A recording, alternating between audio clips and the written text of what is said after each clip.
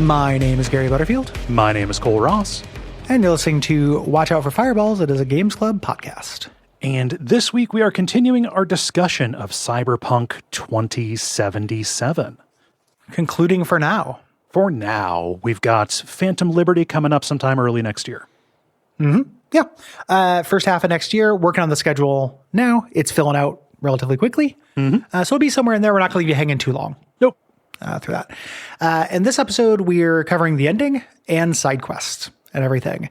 What brought us here, Cole? What have we done so far with our little V-Man? Yeah, so last week we tracked down all of our leads in Act 2. We found the engineer who created the relic, Anders Hellman. We tracked down Johnny's old flame, Alt Cunningham. Who Johnny Depped the Singularity, and uploaded herself as an AI beyond the Black Wall, and also secured a meeting with Hanako Arasaka. Yes, these things that roughly lead to endings, more or less. Getting this out here now, last time I talked about quests not firing for me. I didn't do all these side quests. I tried. I'm not going to feel bad about it. I had that feeling of like, wanting to see them and feeling a professional obligation. On console, at the very least, this game is still glitchy as shit. Yep. Things just did not trigger for me. And I tried all the things. I mentioned last time the theory that the clock was connected to distance. I wandered around. I left V like just standing in the street. And people were like, oh, just don't touch the controller for 20 minutes, then come back and your phone will blow up. And I did that. Nothing happened, and it wasn't a matter of time. We're going to talk about a quest that you do for a politician couple, which was one of the first side quests I did, and the second half of that just never fired. Yeah, so you can't do a mission that the game never shows you.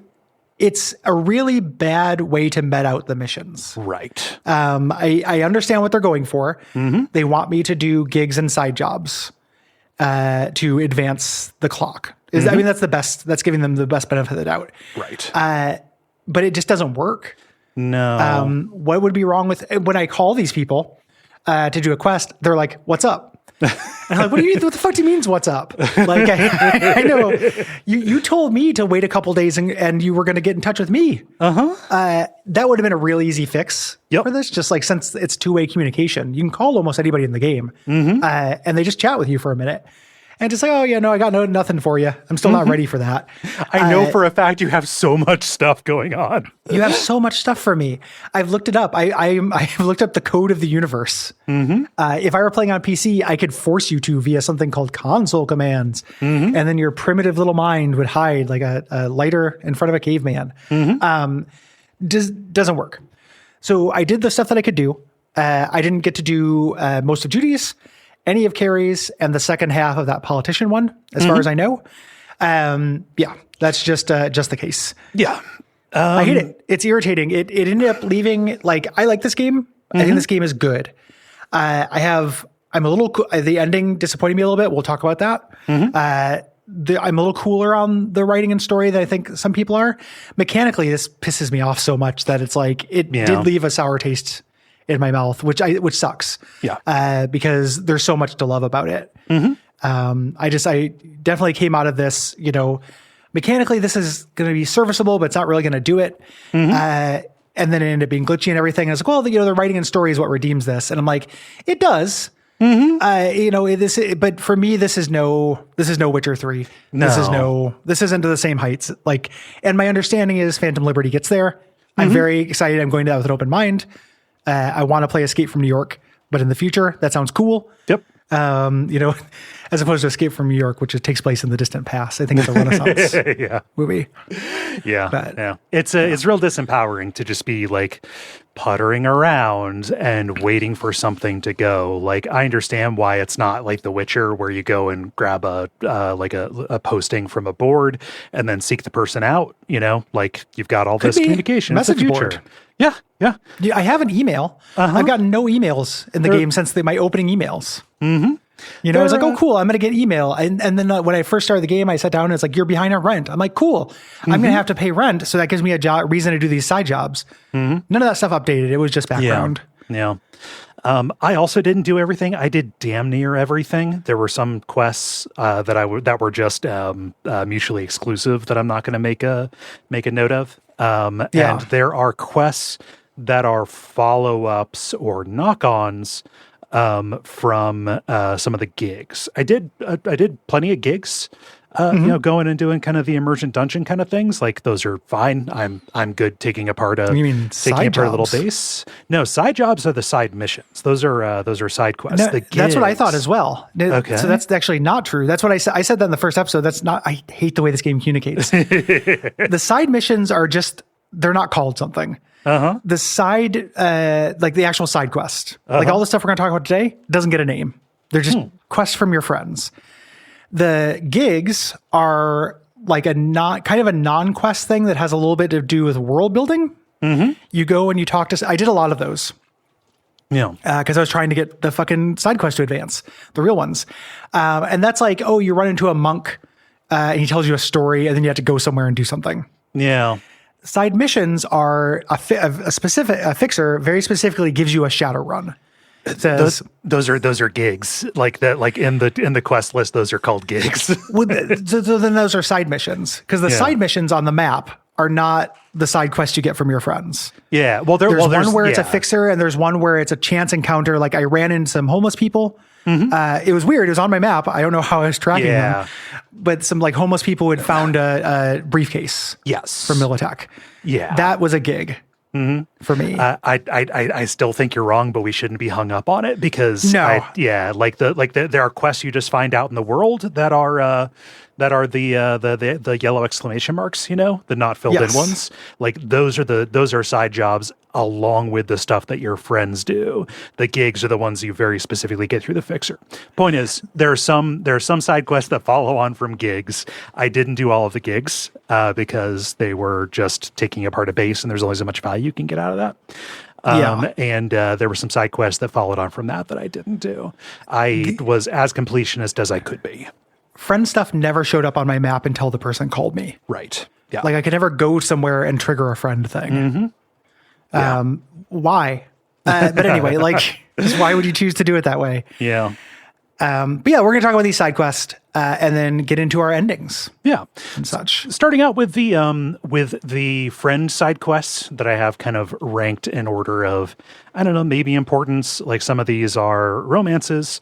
And then you've got Johnny. Like, the Johnny stuff is, I think, very sweet.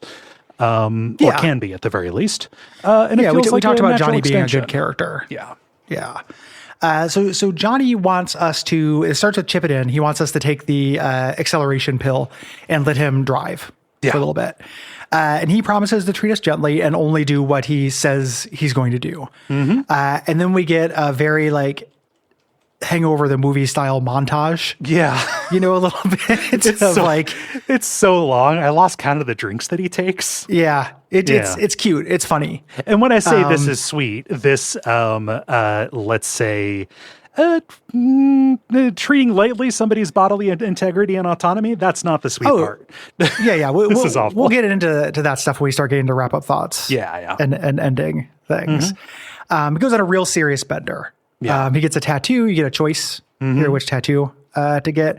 You don't get to see it, though. So it's like that one or the previous one or whatever. And then gets into a car crash because he's fingering a lady who's driving with him. as you do. Yes. But through this, what he's kind of half doing, because he's also efficacious in addition to effective, in addition to being a hedonist, is that he's chasing leads on Atom Smasher. He wants revenge. Yep. Trying to find information on his only known associate, Grayson. And we eventually wake up as V in a hotel room. Rogue is there with us, and Johnny told her about the plan. She's in. He's gotten some good information on Grayson. Right. So we track him down to this tanker at the docks, and you've got to sneak onto a big container ship, which is generally a pretty fun level. You know, I like that just fine. I liked taking these guys out with Pan Am's silenced sniper rifle. Yeah. But you sneak onto it and you confront him. And it's very funny because Johnny says, like, wait a minute, I'm being shot at with my own gun. Grayson, he recognizes that gun anywhere. He's very Brock Sampson. And Grayson says, and Smasher is untouchable now. He's the head of security at Arasaka. Like, he's out of your reach. Yes, which we know. We saw that in the intro, basically. Yeah, like he was, the bodyguard. So we defeat him, beat him up. He gives us our gun. And he says, listen, if you let me live, we have something else. I kill him. Fuck this guy. Yeah. And the thing he wants to give you is Johnny's Porsche, his car. You can get this elsewise as well. Okay. You can just stumble across this. This is a gig or a side job. This is on the map. It's called I Love My Car, or I really like my car or something. I didn't do this because the reward is a car. It's I'm in love with my car is what it is. There we go. That's a different car. That's just like a race car, rally car kind of thing. Gotcha. I didn't need any more cars, so I didn't do this. Johnny's gun is great. Yep. I basically use this for the rest of the game. I would have, but it's not smart. If you're using smart weapons and not power or tech, then you are, you're kind of hemmed in. There's not a lot of like named story character guns that are smart, which is a bummer. Yes. Yeah. I was doing power weapons and this pistol. Yes. But. So, what you've got, like, during this conversation with Grayson, talks about like where they buried Johnny's body, after all this. And you go out there, it's like out toward the oil fields and the dump or whatever. And it's just a concrete pad.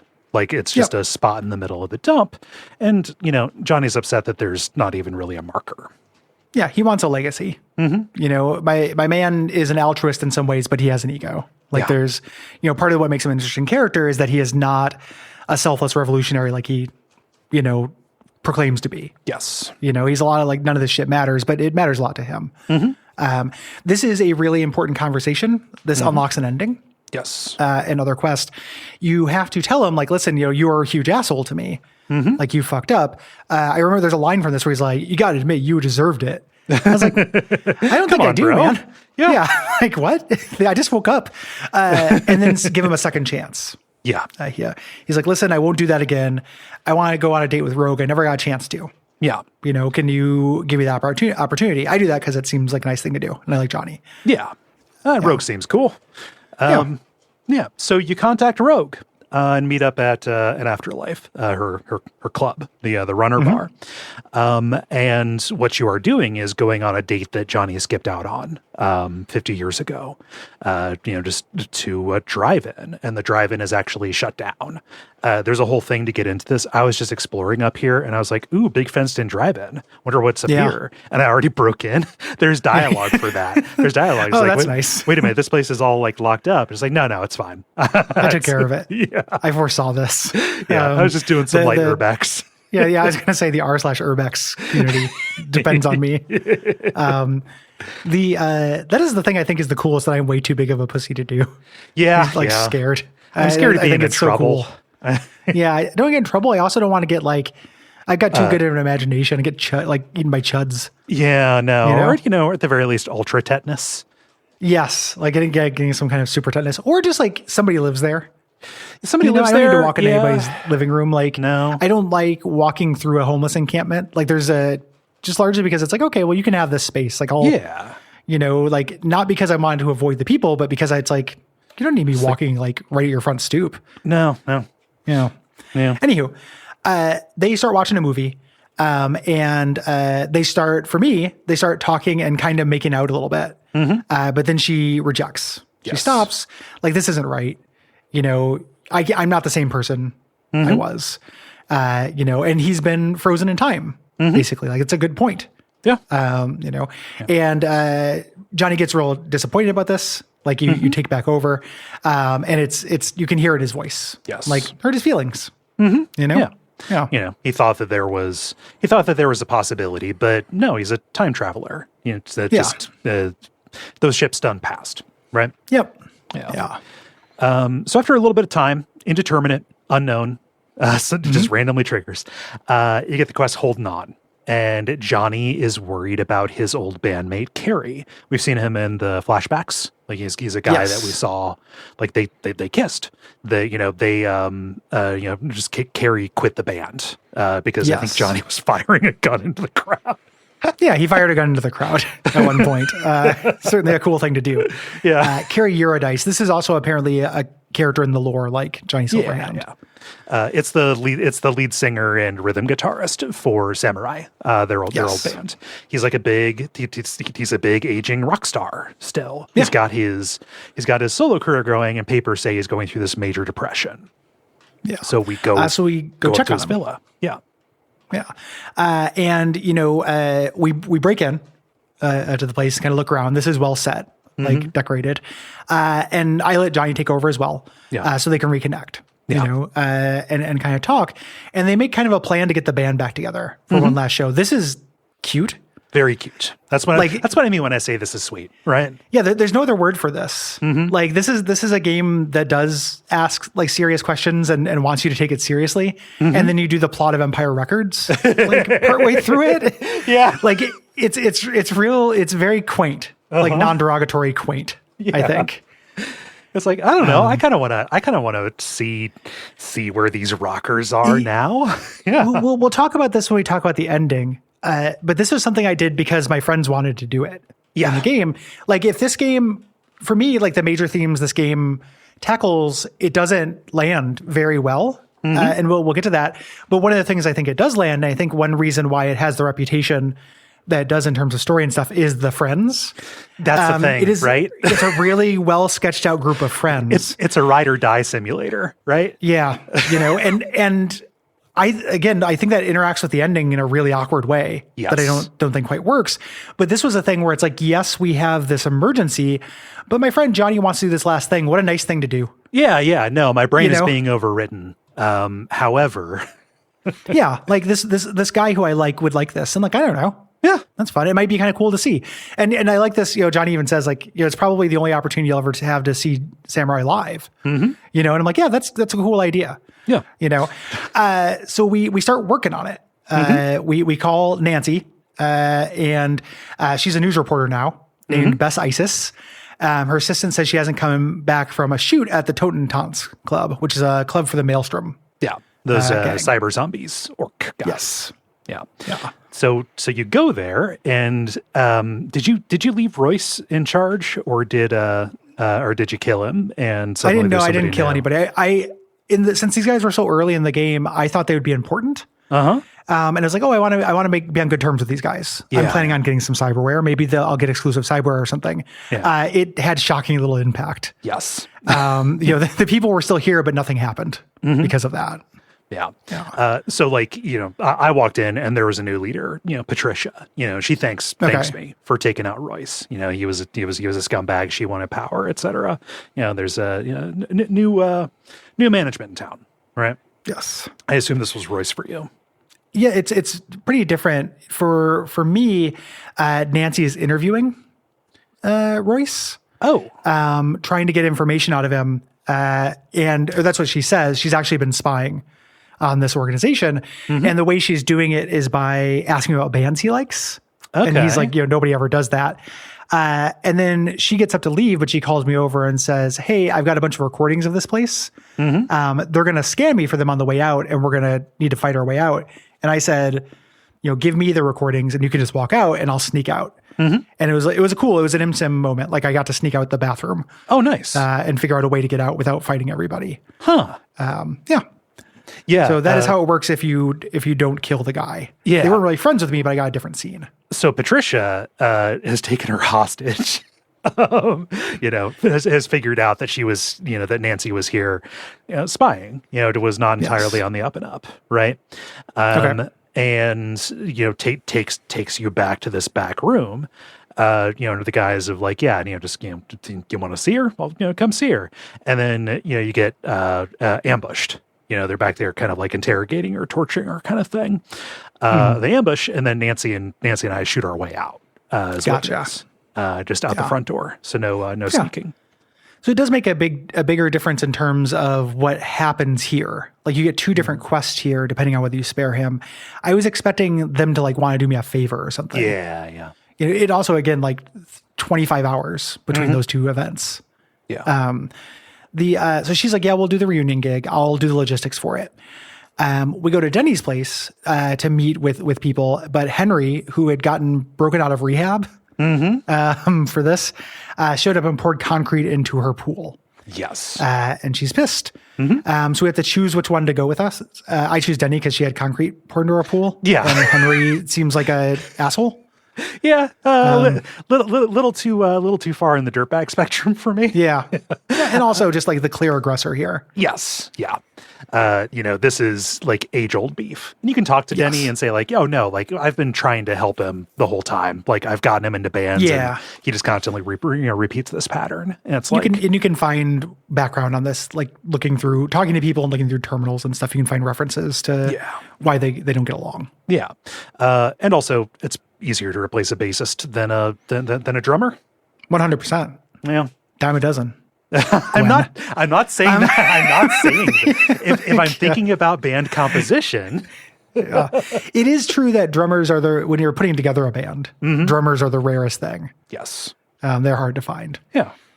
So now we just have to wait for Nancy to call, about the gig.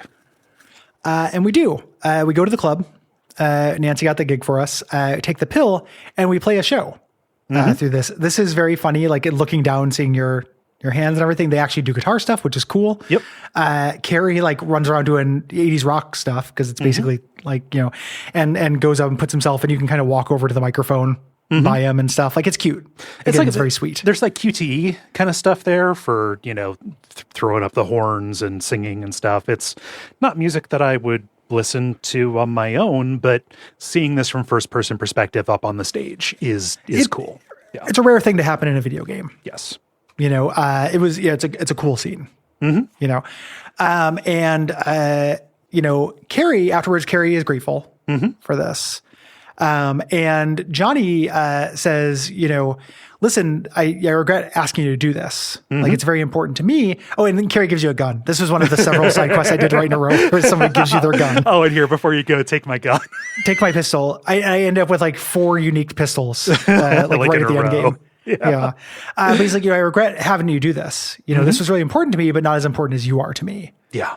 Which for me came a little bit out of nowhere. Like not because we weren't friends, but because that's a heavy statement. Yes. That felt like an advance in our relationship to me. Meaningful. Yeah. I did all of the Pan Am quest. Pan Am was my love interest in this. This starts off with, and remember Pan Am is the one who helped us get the guy who designed the relic. Yeah. She's a nomad who was on the outs with her family, the Aldecaldos. Yes. So she calls saying Saul, who's the leader of the Aldecaldos, got caught. And we run this raid on a Raffin camp. Raffins are basically raiders, like cannibals and stuff. And they're harvesting organs there. We have to get him back. Yeah.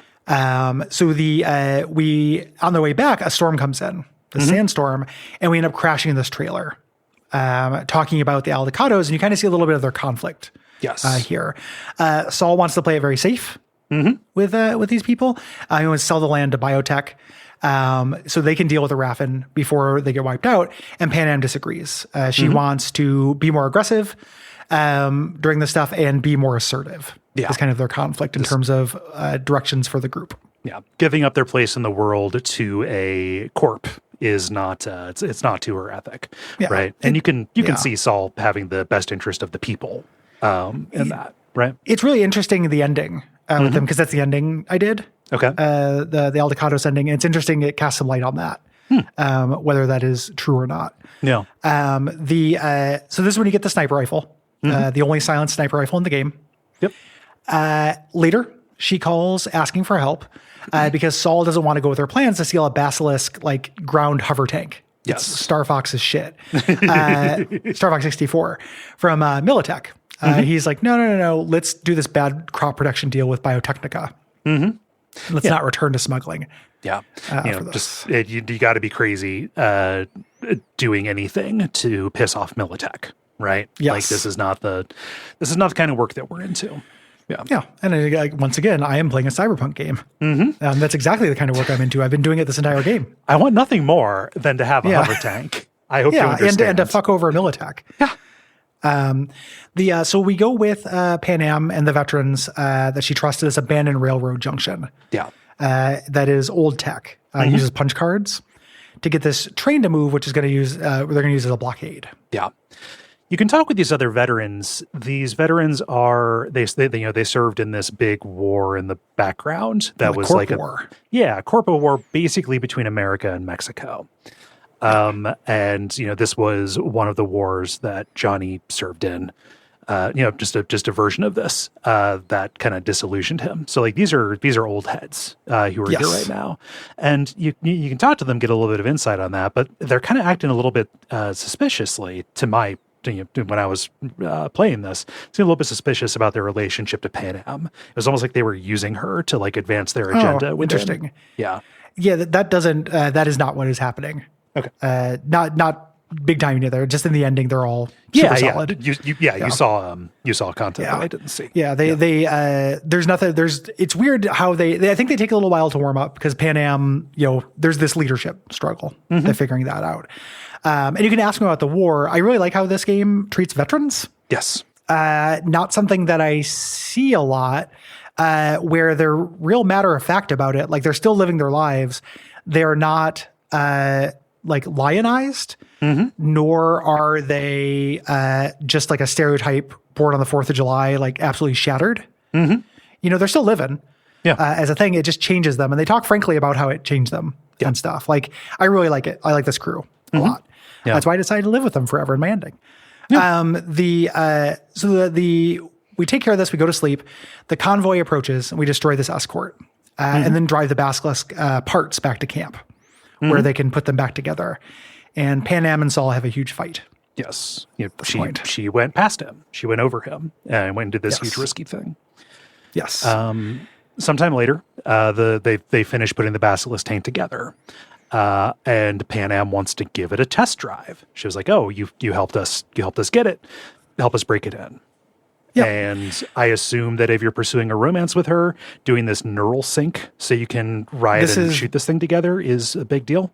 This is where the sex scene is. Weirdly enough, is in the. It might not be in the test drive. It might happen the next time you drive. During it, it's super fucking weird. Okay. So the idea is like when you're in this neural sync, you can feel and get the impressions that the other person gets as well. Which I understand, like that'd be novel sex, but then the sex scene itself is all done from first person because the game does everything from first person and it's in a cramped cockpit of a tank. It's pretty awkward and weird. Yeah. It's not a bad scene or anything. Like I like, Pan Am's attitude towards sex stuff. For lack of a better word, like it takes longer than I thought it would for it to get onto a romance track. Okay. And then once it does, it is not, here, get titillated by this thing, my lord. It is much more like, hey, how I say I'm impulsive. I got a real crazy idea that I want to try. What do you think? And, it looks a little awkward, I think, visually. Yeah. It's worth noting here too, like I don't know if this quest shows up for Judy, if you're romancing Judy. There's a date quest. Yes. Later that comes up. Okay. Because that's very funny. Yeah. Is it like, I want to go to your house or something like that? I want to come to your house, where it's like, it just repeats over and over. And every single time you go through the same thing. Yeah. Like the same dialogue every time, in the same 3 activities. The way that like a relationship is modeled in this is very strange.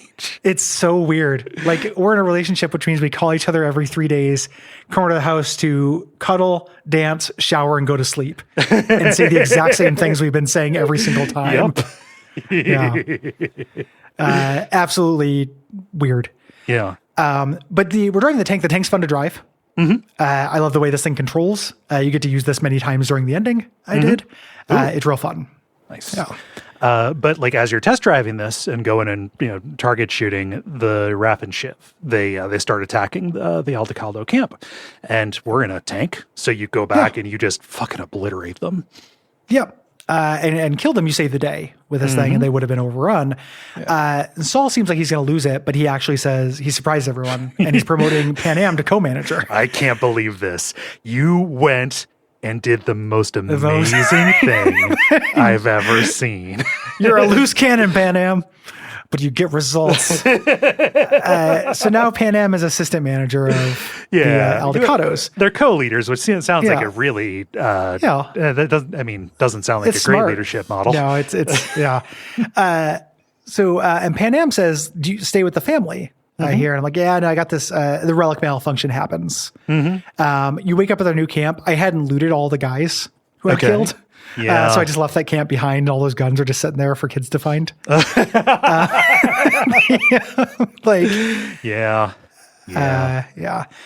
tell Pan Am what's happening. At this point, I finally explain it to her. And she says, for me, she's like, "You were here for me so many times, like a really important moment. When this comes to a head, let me know." Yeah. Which is what opens up that ending as a path. Yeah, basically the same thing for me. It was just like, like when I say this is ride or die simulator, it's just no, we would do anything. Yeah. And she even asked like why, and it's like, I don't know, you seem cool. Yeah, or she asked why you're ride or die for her. Yes. Yeah. Oh, yeah. That plays out differently if you're doing the romance. It's yeah. Moving on to Judy's side quest, I got the first half of this. Okay. And then it stopped triggering. And the X Factor, the second quest in this, she called like a moment before I was about to give up and just do the ending. And then the third part never came.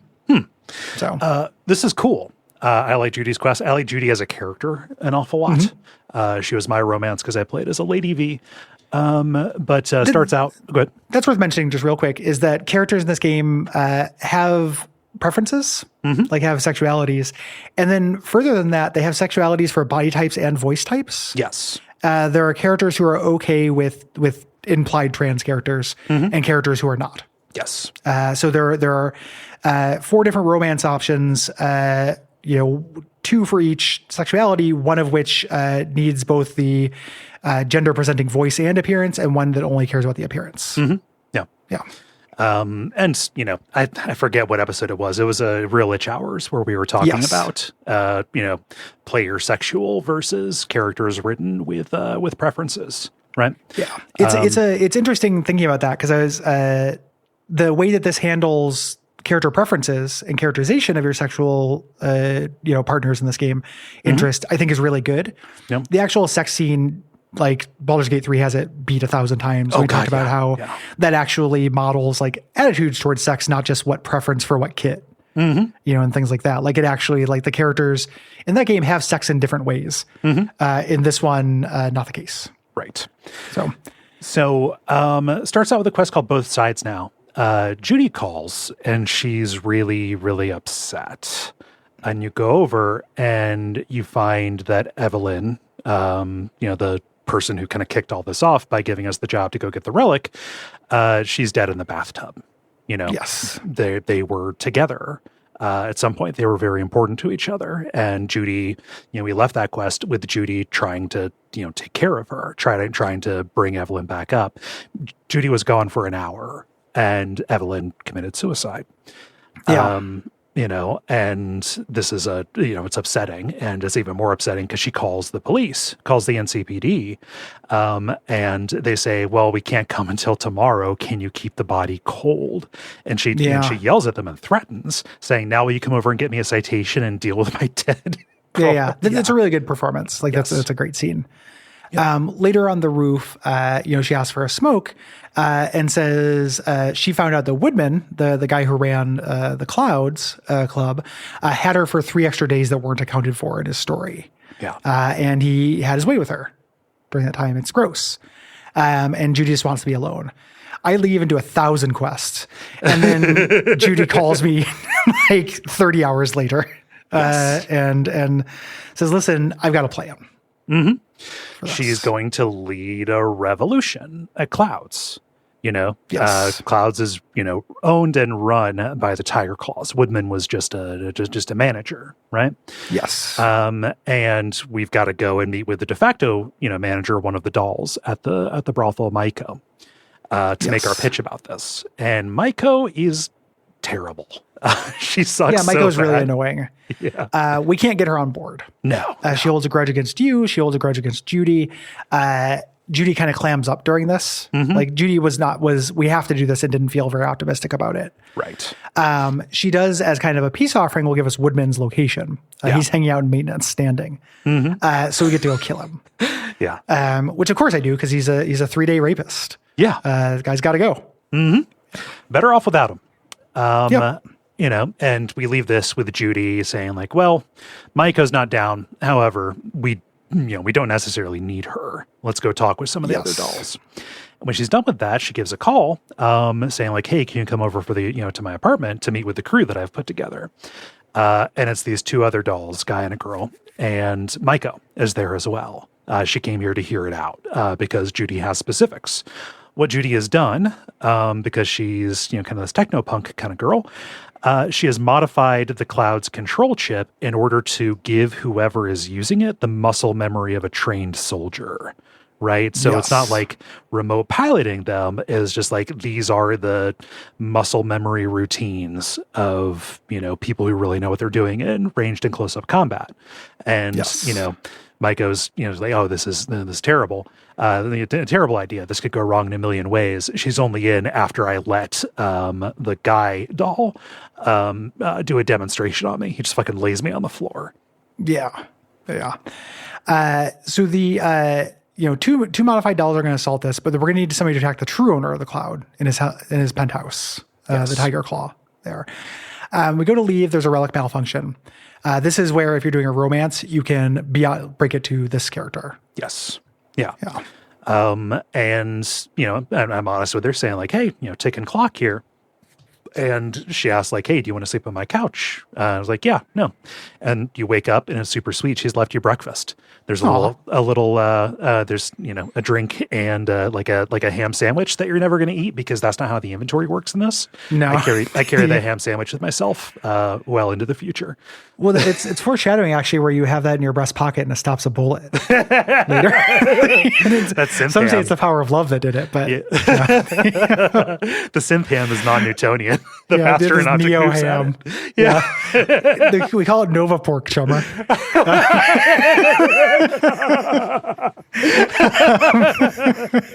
Chumer, rather chum. We call it Nova Pork chum. There you go. It's important for the bit to be accurate. Yes. So you do the mission. Mm-hmm. You are breaking into the owner's, Hiromi's penthouse, while the 2 dolls go in and eliminate the Tiger Claws that are inside of the club itself, leading kind of this worker revolution. Mm-hmm. And you get up into the meeting room and you find out that Maiko, who arranged this, doesn't have the owner here, doesn't have Hiromi Sato here. Instead, she has 3 Tiger Claw leaders here, in a brain dance, ready to show them what Sato's running of Clouds has led to. Like she's got it up on a screen just to say like, hey, this guy who, owns this place, see what he let happen.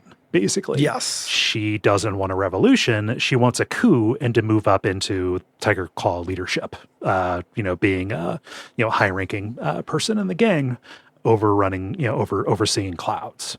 And you have a few different ways you can go here. Yes. Good. You can leave her in charge. Mm-hmm. You can make this an employee-owned co-op. Mm-hmm. Have it be managed by the workers. There. And I didn't do this one. The game didn't show this to me, but I read about it. Mm-hmm. The good ending turns bad. Yeah. The instinctively you want to let this be an owner or worker owned co-op. Yes. That seems good. It's not. Yeah. It invites vengeance from people and ends up being bad. Yeah. But it's the way to advance Judy's romance. Is to take a shot at this. The blowback doesn't go to her like the guy doll that went in there and did the killing. He gets killed, and the girl ends up on the run. So yes, yeah. But yeah, it's a great idea, but it doesn't survive the realities of Night City, which is run by corpse and gangs, right? Yes, yeah. So I left Maiko alive because Judy asked you to. During this, and it's like, hey, get out. And Judy says, oh, I should have known that Maiko is planning something like this. She thanks you for the help, and kisses you on the cheek if you're on this path. And then the romance quest for this is called Pyramid Song. Judy calls and asks you to meet her out at this cottage out by the dam. And what she ostensibly wants to do here is, she wants to test this braindance scrolling technique that she kind of cooked up, which is like lining up two inputs, basically two people's neural pathways or whatever. And so you do this kind of sync and you go diving. And just like, hey, why'd you come here? And she's playing real coy about what it is. The reason that she came here to scroll this in particular is she wanted to show you her hometown. Her hometown is this, little town that was flooded when they built this dam in order to power Night City, right? And so you're like swimming around and like looking at her grandparents' old house and like looking at the church and stuff, talking, but also like because of the sync that went on, you are hearing like her memories as she's looking at this stuff, and then she is also hearing Johnny's comments. And like, this is the only time anybody else hears Johnny. Oh, interesting. Is through this. Yeah. So like you share these memories, but then super scary, you have a relic attack when you're underwater, and Judy takes you to shore, and we end up spending the night in this cottage that was here. And you can hear her thoughts about Evelyn. She's like, you find her crying in the bathroom. She says, this is when she tells you that the tiger claws took back clouds. Okay. Yeah, and then it's like, let's go to bed, and then this is where you end up sleeping together. And then afterwards, she gives you full access to her place, basically saying like, yeah, what's mine is yours. Come around. You can crash here. Yeah, yeah. River is another love interest. We're doing the love interest first here. The first one starts, and this was also a thing where this took forever to trigger the second part, but this eventually all went through. We do the first one, which is also part of another set of quests. Yeah. I fought the law, which this branches. Elizabeth Peralez calls you and says, listen, me and my husband Jefferson have a matter to discuss. Yeah. The mayor had recently died and they're suspicious of the circumstances. Yes. This is important because Jefferson Peralez is as a candidate for mayor. He was like a lieutenant mayor or something like that.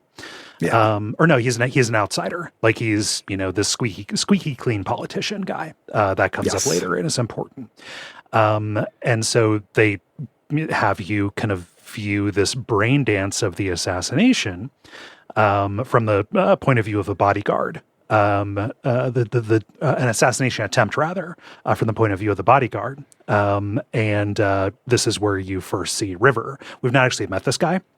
He is a Night City police kind of detective. He runs in trying to warn the mayor that this guy's coming, and then a cyber psycho kind of activates and tries to kill him, and then River shoots him. And their idea is that River had figured out that the lieutenant mayor, the deputy kind of guy, had tried to arrange this, but they don't have any solid proof of it. Yeah, it's a little confusing. The mayor died after this. Yes. They had an attempt, and then a couple days later, yes, died of an apparent heart attack. Yeah, it's an apparent heart attack. So we talked to River, and we worked together to figure out what happened. we go to this club full of the animal gang and find a spiked brain dance. This is one of the times where you just pick up a thing and put it in your head. Yep. It happens many times in this game. You're like, I don't know. You don't even wipe it off. And this sends you into an attack. Yeah. When you first get it. When you can actually look at it, it shows your partner, or River's partner, Han, covering things up. It looks like it's Lieutenant Mayor Holt who's behind it. But we don't have complete, we don't have evidence. Yeah. So we have the option, what to do next, what River should do next, and then how honest we want to be with the Parallels couple. I say, River, you can either tell him to go to internal affairs and take care of things. And I also do this. I tell the Parallels everything I know. I think it's this guy. It's not provable beyond a shadow of a doubt, but I'm pretty sure that's it. Being honest with this couple is not good. It does not pan out for anybody. Yeah. Yep. This next quest, this is really cool. I really like this. He gives you a call for a meetup, and he shows you a dash cam video of this motorist being shot running away. And the reason why this happened is he had a kid who he had abducted in his car. The kid was dying, was full of steroids and stimulants, and there's evidence of other kids in the car. Yes. They think this is a serial criminal who they call Peter Pan. Yeah. Who lures kids. And the kid in the car was wearing shoes that River recognizes from his nephew, who had gone missing recently. Yeah. So he has this, personal score. He's got to go find it, at least make sure, get some closure on his missing nephew. This Peter Pan abductor killer guy, Anthony Harris is his real name. Yes. The problem is because of the shooting, Peter Pan is in a coma and cannot be interrogated. But River says, that doesn't necessarily have to stop us. We can get access to his dreams. This is just it's like a cutting edge interrogation technique that happens at these special precincts where they're like using kids as proxies to get in. Yeah. Yeah. It's weird. Yep. I thought more stuff would come off this. But we break in, but there's nobody there. Nobody on duty. Nobody's supposed to be on duty. Yeah. There's a little Easter egg. A BB container from Death Stranding is here. I recognize that fucker anywhere. And then you run into this woman who has a history with the River named Dr. Packard. Yes. Who stops us, and we find out the River hasn't been honest with us. He's been kicked off the force. Yeah. Here. But I stick with him because, again, we're stopping a serial killer. Yeah. And I don't see that big of a difference between doing vigilante shit, like doing Shadowrun stuff, and doing vigilante shit. Yeah. We got to take care of this. And she says, this Peter Pan, he isn't dreaming. But however, we might be able to stimulate him in his coma by playing something that he likes. Yeah. He might be able to hear us on some level. So you go over to River's nephew's family's place, to his sister's place, and search for the trailer for clues about the kidnapper. Yeah. And you find all this stuff that shows that Randy was being groomed. Yes. This is good writing in this part. This is real chilling. Yes. It's a long email chain, and I think this is really well constructed. Gave me the ick. Yep. Oh, no. Good. Yeah, that was very, very unsettling. Yeah, very unsettling. I love this whole quest. I think this is cool. Yeah. But, basically what happened is Randy had a drug problem and didn't want to have that anymore. And eventually, just through hovering around on message boards, got in contact with this guy who, runs a little ranch out in the Badlands for kids to get clean. Yes. There's a file missing from the website there, but we find out Randy downloaded it. And it's a little cartoon of a really creepy cartoon of a farmer slapping a cow hooked up to a forced feeding and milking machine. They were like, this is something Harris knows. This might be important. Yes. So the next morning, I appreciate that the game doesn't make us travel for this. Packer just sends the BD over. So we just do it there. We're sleeping in Randy's bed. Yeah. And we go into it and start reliving memories that Harris had as a kid. And this is a lot of the stuff is just typical like fucked up kid stuff, and then a lot of abuse. Yes. Him being braided by a teacher. He tried to save a pet turtle by injecting it with human growth hormone, which is how they got into turtles. Yeah. Emphasis on human. Yeah. Yeah. Because his dad was just like trying to, his dad was drugging all the cows in order to keep them alive to make money. Yeah. And the teacher berates him.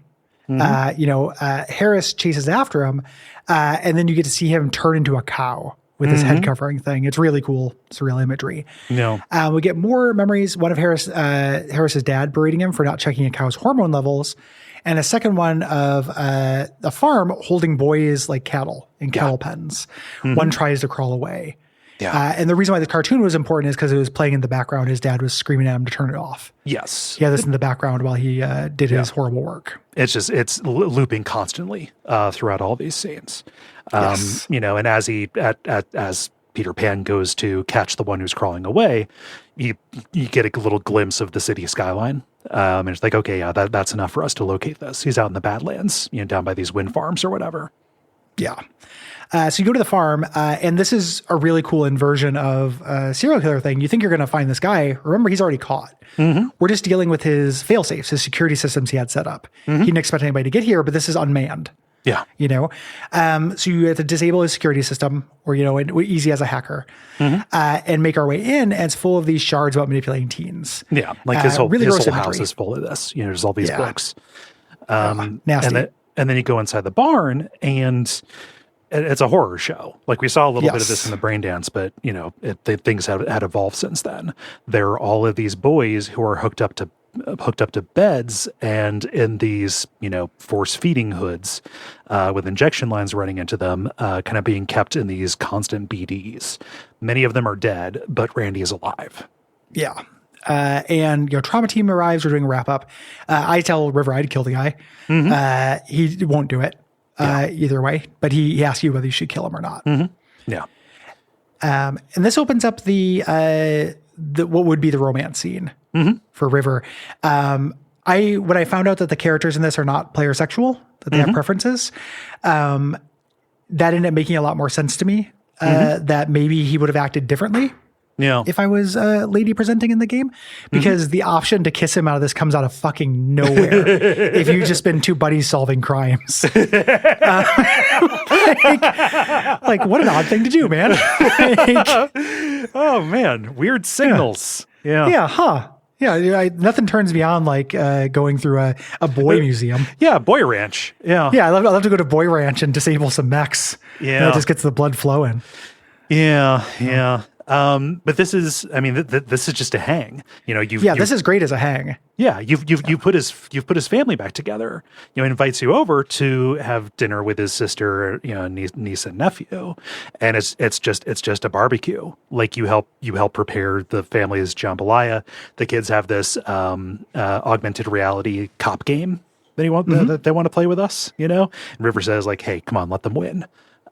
You don't have to. It shows both scores. I did let them win, but I was so tempted just to fucking stomp them, which would be the funniest thing to have happen. Yeah, I let them win too, because of course, you make it close, right? You don't make it super clear, but they get interrupted before fighting the boss, who is a giant gangster.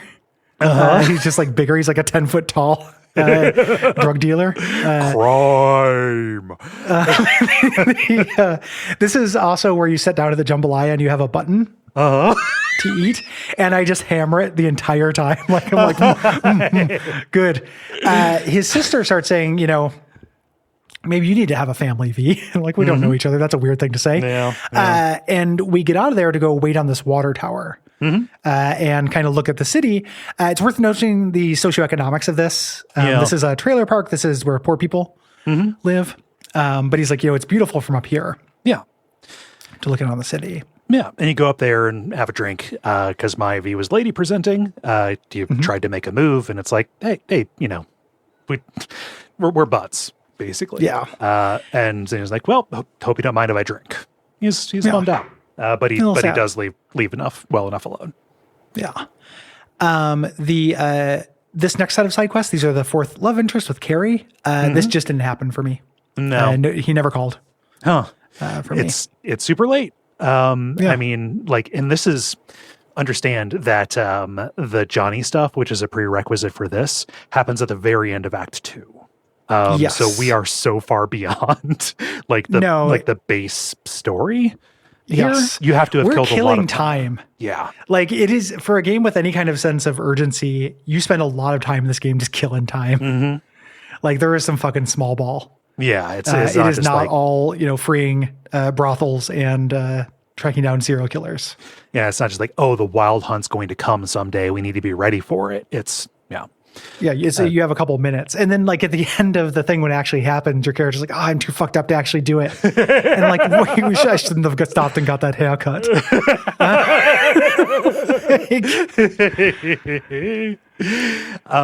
But this is with Carrie, who calls you for a meetup. He has this grudge against a Japanese laser pop group called Us Cracks. Horrible name for a fucking band. Terrible name for a band. It's these three Japanese girls. You see all kinds of like promo art for them. Each of them has different colored hair. They're named after the color. Like one of them is Blue Moon, the other one's Red Menace.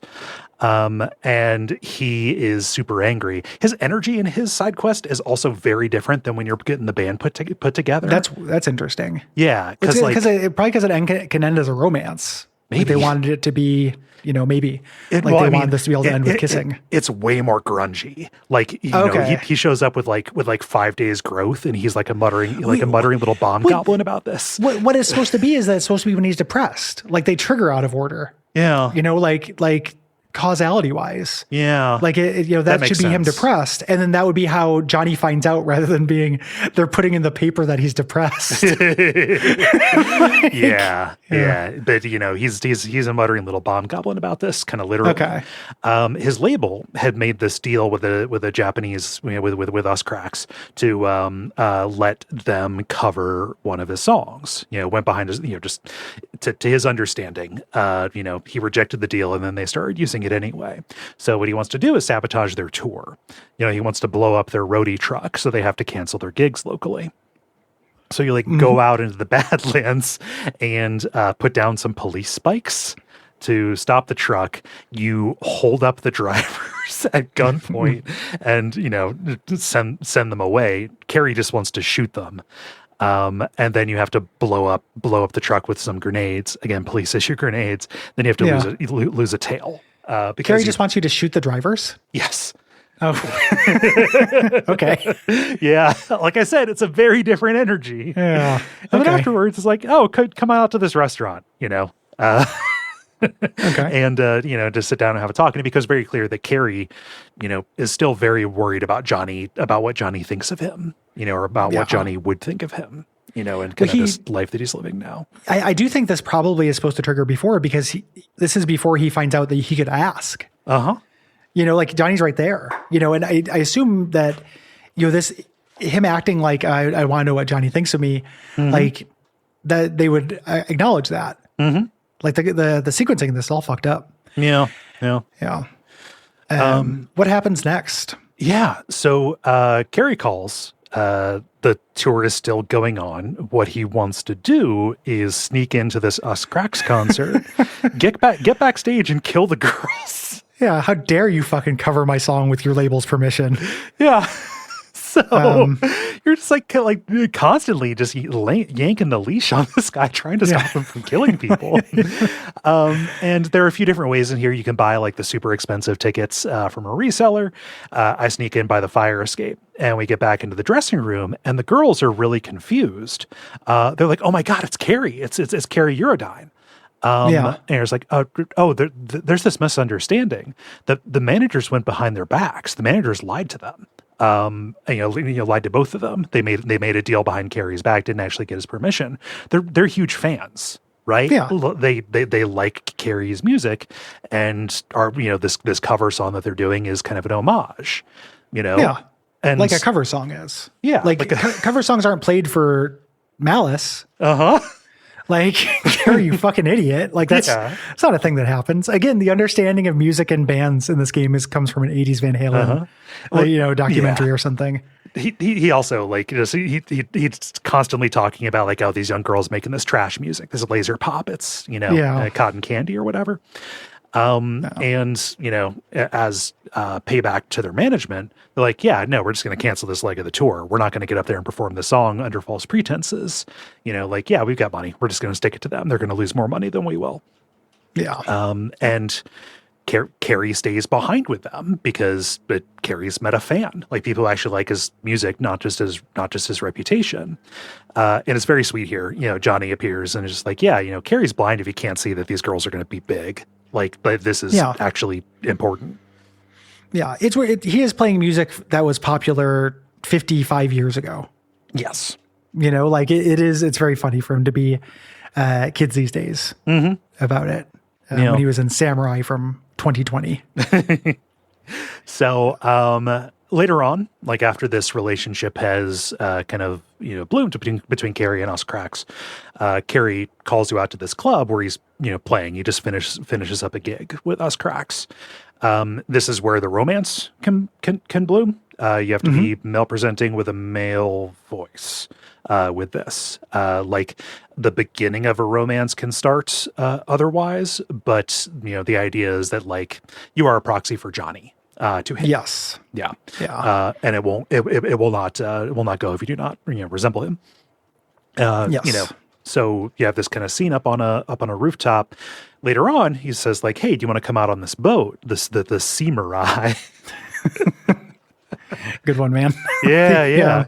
It's like, yeah, no, just I've got, I'm going on tour with this hip relevant band. This is, a potential for a fresh start. No more shady shit, right? I can enter this new act. But, want to have one last big hurrah. This isn't his yacht. It's his manager's yacht. And you can choose whether or not to help him wreck it up and burn it. Yeah. Which I should do because it's Cyberpunk. It is punk.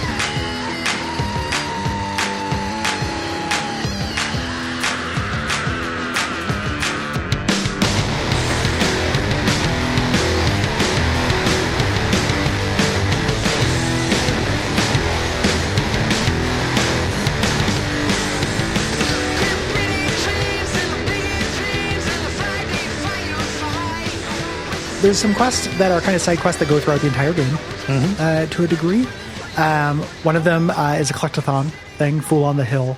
V notices these glitchy murals, and you can go on a scavenger hunt to find all of them. Yeah. They are tarot cards. They're cyberpunk drawings of what would be a traditional major arcana. Yeah. And Misty, who is a tarot monger, when you go back to her and complete it, she says there are 2 arcana missing, Judgment and the Devil. Those are things that are in front of you. Yeah. Kind of representing one ending and then the rest of the endings. Yeah. I did this just to go all over the map and unlock fast travel points. It was just a guided way to go cover a whole bunch of ground. Beat on the Brat. This is another kind of collectathon. This is doing fight clubs. Yeah. There. Coach Fred, who lives in your building, wants you to fight around the area to earn money for things. This was a skill issue. I couldn't do. I did the first 2 of these. I couldn't beat the third one. The first one I did the tutorial. You go to one in Kabuki where it's 2 people who insist they're the same person because they have neural synchronizers, but so they can technically fight you as twins. The next one was just a guy who was tough. I hadn't put any points into body or anything physical. For the entire game. So like I had nothing. For this. He beat me and I got frustrated. Yeah. He's just an augmented vet, like under an overpass. Yes. Yeah. Just a guy. And it's just, well, you got me. Fucking beat the shit out of me. I stopped wanting to beat my head against it. Yeah. So I did all of these, and the finale takes place at the abandoned mall in Pacifica. It's a huge crowd kind of gathered up. And you fight somebody who's basically an Atom Smasher guy. He's mostly all robot. Vic is there, your street doc, because he's an old boxer guy, and he's like, he's here, he's in your corner, he's acting as kind of your manager, and he gives you the cheat way around this, which is, hey, this guy recently had a muscle graft on his chest. You can really do a lot of damage to him by punching him there. So he has like a glowing red contra weak point. Yes. This was changed between versions. I did a little bit of like research and looking into how the game had changed after I beat it from the first patch. This was apparently nearly impossible unless you had completely focused on melee skills and cyberware. Okay. You need to have quote unquote gorilla arms which is an ARM cyberware you can get in this, to beat it. And according to people who played both versions, they overcorrected. Okay. Giving him this weak point might have been the thing they changed about it, or they just tuned him down. Yeah. But apparently this was incredibly hard. Makes sense. Early on.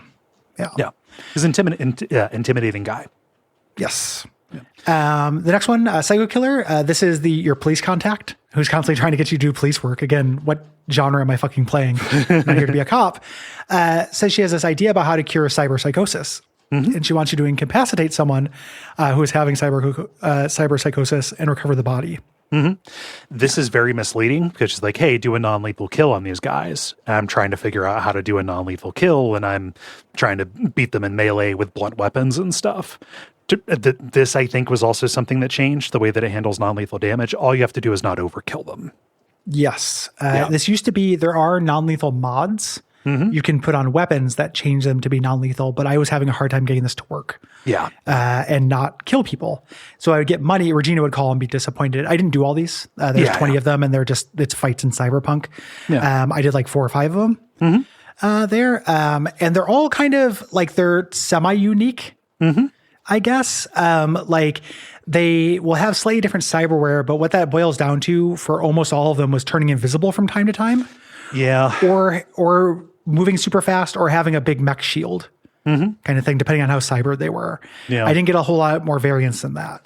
There are some that are like built into the environment. So like you go out to this one in the country and there's this, this guy living in a trailer who basically is like synchronized with all these drones.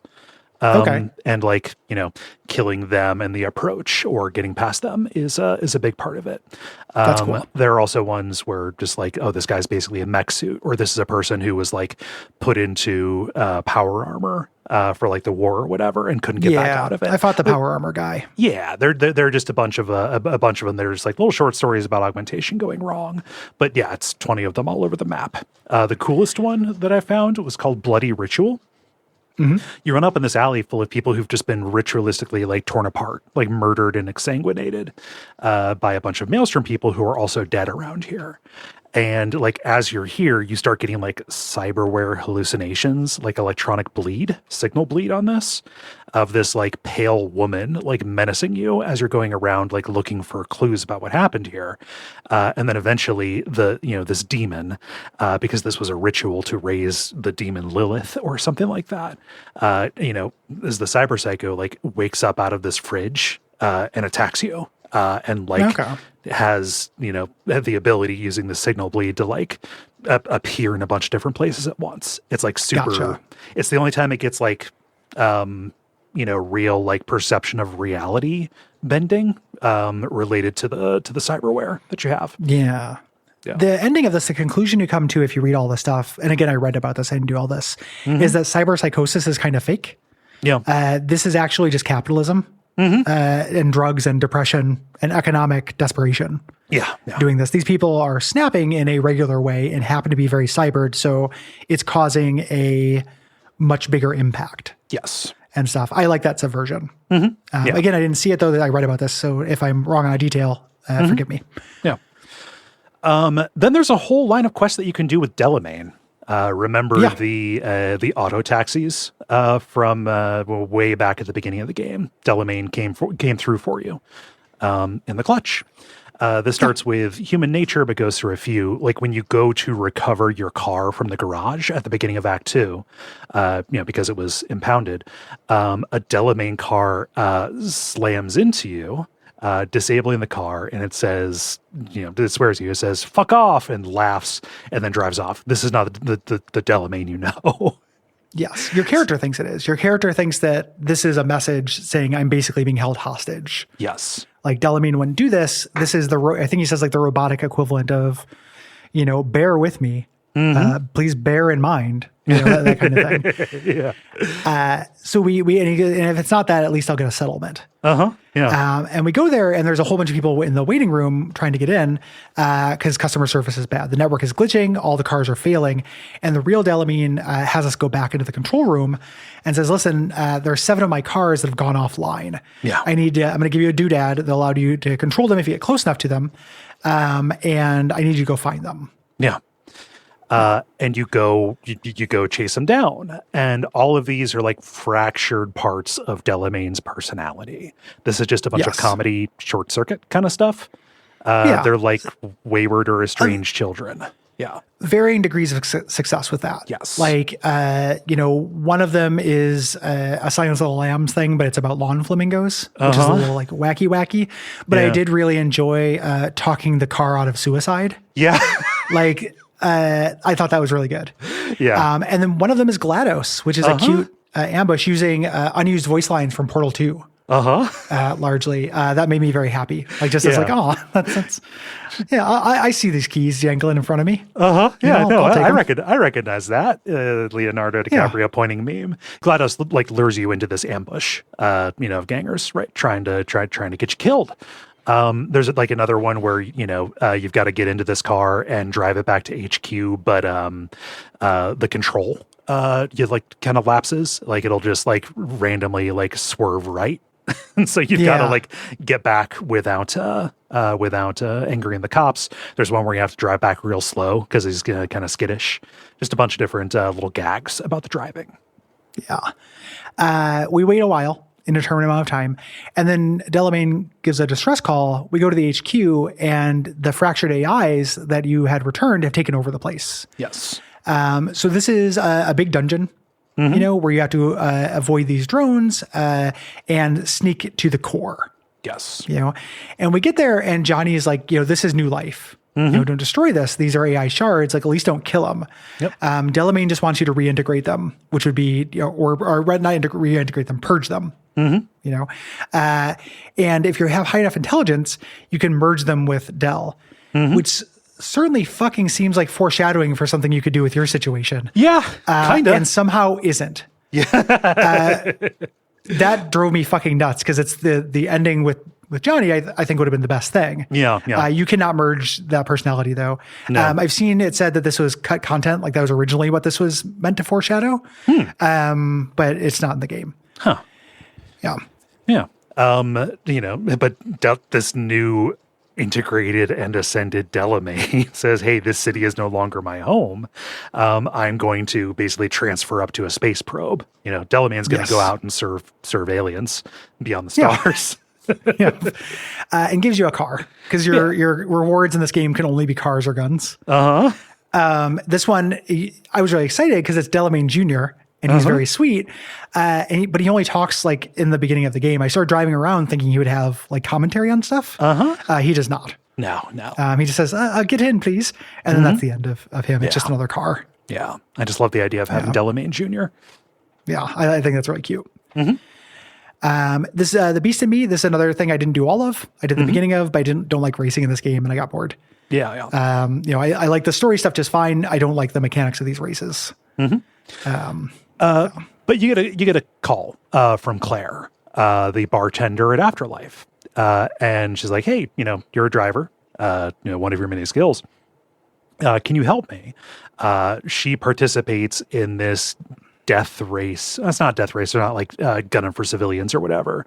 But this high stakes combat racing ring that is all throughout the city.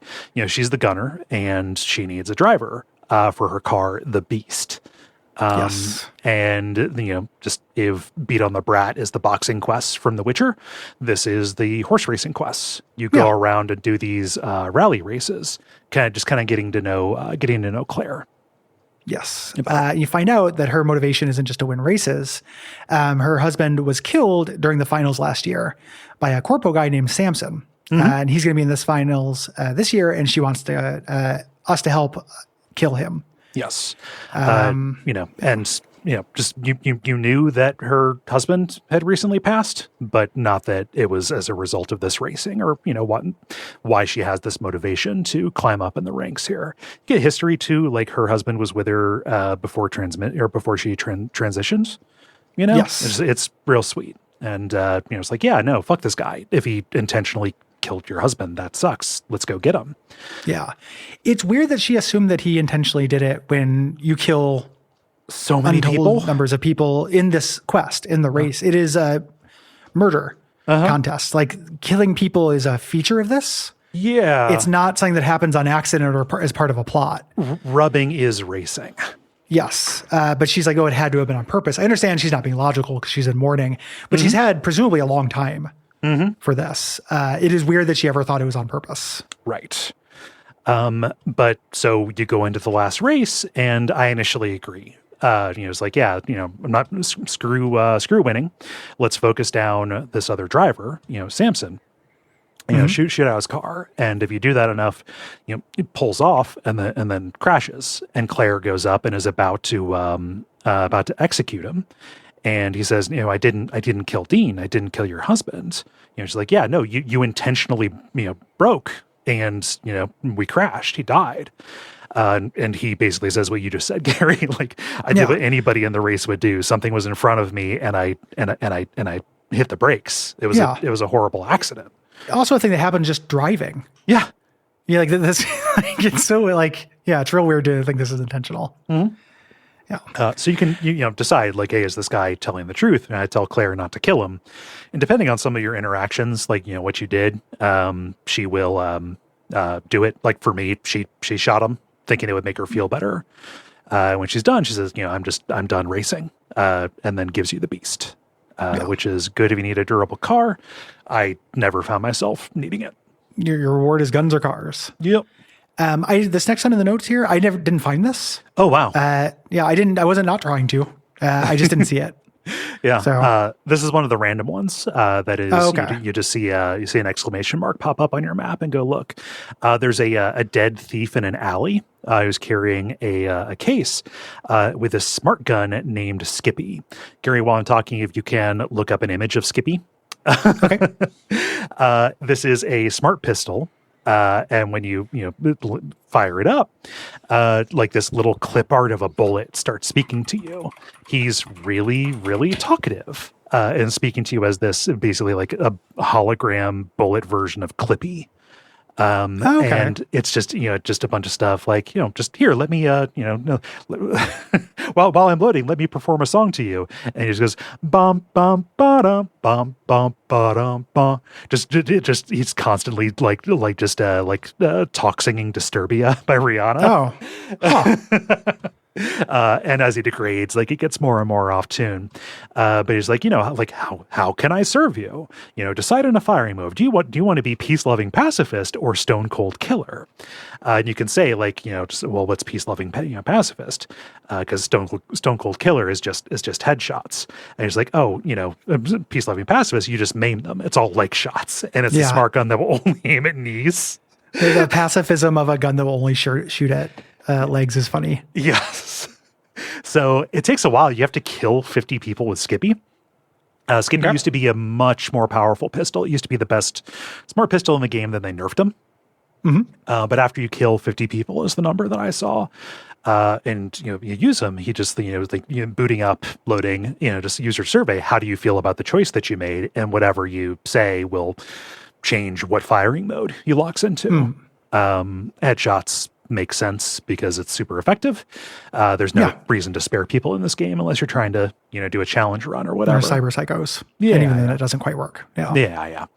And then eventually later on, he recovers enough of his memory to find out, I belong to Regina Jones, the person that you were doing the cyber psychos quest with, and asks you to, can you take me back to my user? And then you do it.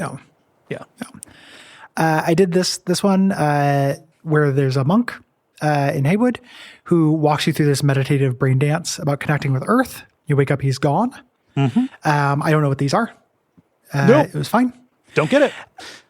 Some miscellaneous here. Burning Desire. There's a guy named Jesse who runs out clutching his dick and screaming. He wants to get to a Ripper dock. This was, I started doing this and it was, comedy beat. He's talking about his dick malfunction. I hit a car in this and he walked outside and exploded.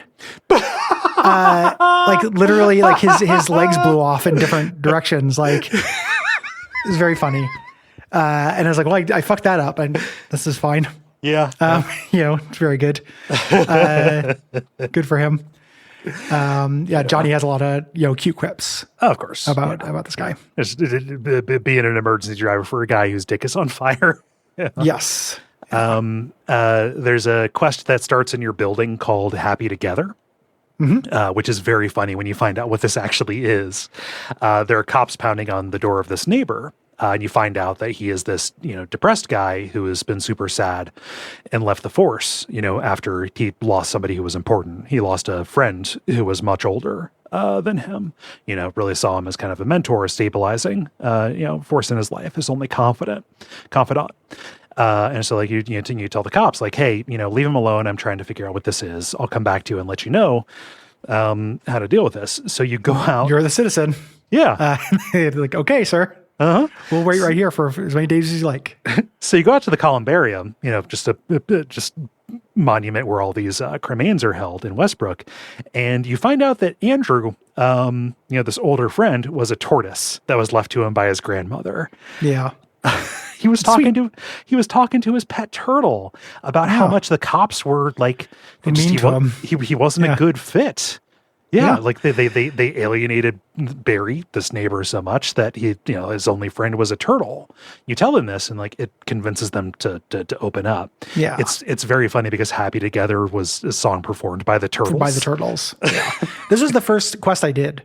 Okay, in the game, I walked outside and just did this before doing anything else. Yeah, But again, that Blade Runner, Steves with Animals. We talked about that a little bit. Losing My Religion did this one as well. You run across this monk that has cyber mods, which is really rare. They don't usually do this. And it turns out the Maelstrom kidnapped him and his brother and modified him against his will. Yeah. So it says, hey, save my brother before the same thing happens, but please don't kill anybody. I kill them because they're forcibly modifying people? People. I don't want them to wake up and just keep doing it.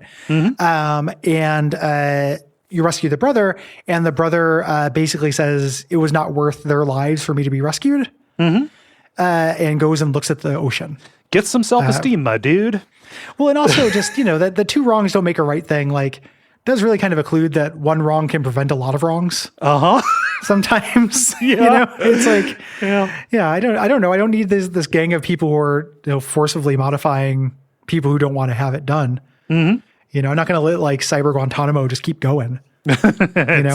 Pretty bad, actually. Seems like the inconsistency in which this game treats taking human life as a concern, even a little bit. Like part of that's just video games, but it's pretty intense in a game with somewhat elevated writing. Yes. It ends up for me. It ends up clanging a little bit more. Yeah. There's a quest called Big in Japan, where you get a guy at Afterlife who kind of flags you down saying, hey, I've got a transport job. It's quick and simple. Don't worry about it. Go to the waterfront in Kabuki over by Japantown. And you're going to find this package in a fridge that is marked with the words, no future. Yes. Did you do this? Yes. Yeah. This is a reference to the U.S. office. You get the package. It's a guy. It's not a package. You escort him out, and he tells a story about being a brain surgeon who purposely, he's an excellent surgeon. He didn't make a mistake killing the leader of the Tiger Claws, who are like Yakuza in this. He did it on purpose because he's a great surgeon. Yeah. This is a monologue from the U.S. office. Oh, huh. Yeah. I don't remember that. I've seen all of that show. It's the Hiroshi, I think the guy, it might be Hiroshi, the new guy who works in the warehouse. Tells it at the end of an episode in the post credits or the credit scene. Nice. I was very surprised. This was also something I did very early in the game. I was very surprised to see that kind of pop culture intruding on the game. Like the CD Projekt Red does references. Yes, there are tons of references in this game. Most of which we're not going to mention. Yeah. So it wasn't like Vorpal or anything like that. But I was very surprised. Yeah. I mean, you're going to notice all of the quest names are song names. Like that is the reference thing. It's very funny because like I think it's the it was either TV tropes or the wiki. Says like, oh, all the quests after you get Johnny, then they start being named after songs that Johnny would have liked. I'm trying to picture Johnny listening to "Losing My Religion," and just fucking loving it. Yeah, happy together. The song actually fucking rocks. The Turtles were actually incredibly punk. I don't think that's. I don't think it's. I think they're just song names. Charlie Brown didn't have hose is the thing about Charlie Brown. Like he didn't have hose. Yeah, it's it's also a game can just have their quest named after songs. New Vegas did it. Yep. So I didn't get this next one. I didn't get to meet Grimes. That sucks. The thing, can you shoot her? because she married and had babies with Elon Musk. It does a thing where the gun will point down. It does like a Bethesda thing. Yeah, so like when I aimed at Kojima. Yeah, right. Yeah. You can't do it. You get a text from an unknown number, saying like, "Hey, come meet me at this no-tell motel." And you get there, and it's this pop singer that you've been seeing on billboards all around, Lizzie Wizzy. She's got a like body that is entirely gold skin. Okay. She's done this full transfer. She's voiced by Grimes, and it is also like she does a very bad job with the voice acting. It's kind of mumbly, and she's off mic a lot. So like her voice performance, this isn't just me singling her out because she was married to one of the worst people in the world. Although there is a fun story about that. Apparently, in the Walter Isaacson biography, they talk about the recording session for this. Okay. So CD Projekt Red was like, hey, go to the studio and, record these lines. Musk went along with her. He was not invited. Went along and was like, trying to pressure the recording engineers into giving him a role in the game. Good fucking Lord. Gary, another detail about this. He brought like a reproduction, old timey pistol with him. Is it the same one that you have with the hat? Unclear. There are people who are more harmful to the world, probably. Remains to be seen. Yeah. I hate him so much. Uh-huh. If I never had to see his shitty little smirk, like it's a human embarrassment. Like you hear things from him and just like, God, that's you couldn't get that. Like I saw this on somebody mentioned this. Like you couldn't get this out of me with torture. No, oh God, like no. That's the kind of things that just voluntarily he lets out that he does are so embarrassing that I can't imagine saying them out loud, or even like I would try to like tactically, damage my brain. It's like you would give yourself a lobotomy to forget them so you couldn't accidentally know somebody that somebody knew you did it. Yeah. No, and like this, my opinion of him was even before his, just revealing himself to be a total fascist, Yeah, well, he was obnoxious before that, and embarrassing and everything, and now he's actually harmful, so it feels better to hate him. Yeah, but I liked hating him before. No, yeah, it just whatever. No, but just like I forget if it was like because he also shared that picture of his nightstand, like trying to look all badass, like there was a book on it, and just there was like a like a bottle of beer, and there was a pistol there, and people are like, well, okay, well, he's sharing a photo of like, oh, I sleep with a gun on my nightstand. Gary, it wasn't an actual like working pistol. It was a reproduction of the gun from Deus Ex Human Revolution. It's not even one of the good ones. It's not even like the OG one. No, like I like Human Revolution just fine. Yeah. That's fucking incredible. The first time I saw that, like you couldn't get this me out of torture. This isn't bashing Elon, but was the guy, the Wukong guy, admitted that he wrote the acceptance speech for the Game Awards 2 years before this year. Oh my God! And like, can you imagine saying that out loud? Like you admit that to the press? No. Like that's the most embarrassing shit I've ever heard in my life. Like that is a moment of intense vulnerability that like you could, if you were like, man, I was really excited. You could share that in a sweet way. Yeah. Not when you're still mad. Not when you're still obviously very broken up about it. Fucked up. Yeah. Just last little bit of non-Cyberpunk thing. I've said this before. It doesn't work for everybody. If you like a lady electronica artist and you don't want to support Grimes, I wish more people would listen to The Blow. It is lower fi than that, and it's a little bit older. Like it's a little less like cutting edge, but The Blow is great. And scratches that my kind of experimental pixie-ish lady electronica itch, and I don't have to listen to Grimes. Yeah. So, regardless, I do not think her performance is very good in this, though the quest is, exploring neat stuff. So, Yes. she thinks that her boyfriend / manager is cheating on her. She's hiring you as a private investigator to go to a club and, figure this out. So you go there and, hook into the security system and spy on him in the champagne room. You talk around like, yeah, he's absolutely cheating on her. But what he's actually there doing, he's talking to someone from Arasaka about capturing and modifying Lizzie's engram in a relic, saying like, okay, well, can I copy her? And once she's copied, can we make modifications? And he says like, I'm afraid of her and how she's changed since her conversion, since she did this, and going into a fully cyborg body, right? And you grab the footage and you can decide whether or not to pass it along. I decide on honesty. This is bad because a little bit later, the quest pops back up again. Lizzie calls you saying like, hey, emergency, meet me back at the hotel. You go there and she is in the room. She has strangled her manager to death. And at first she's like really upset, panicking about what to do. And then she pauses and then her like personality changes entirely and starts scheming about how this could be good for publicity, like good as an art statement. And she's like, help me dispose of the body. We can figure out what to do with this. And I refuse to cooperate. So she kicks me out. The implication being that she is going cyber psycho, because of the conversion, right? Yeah. Good. Cool. I did this next one, Killing in the Name.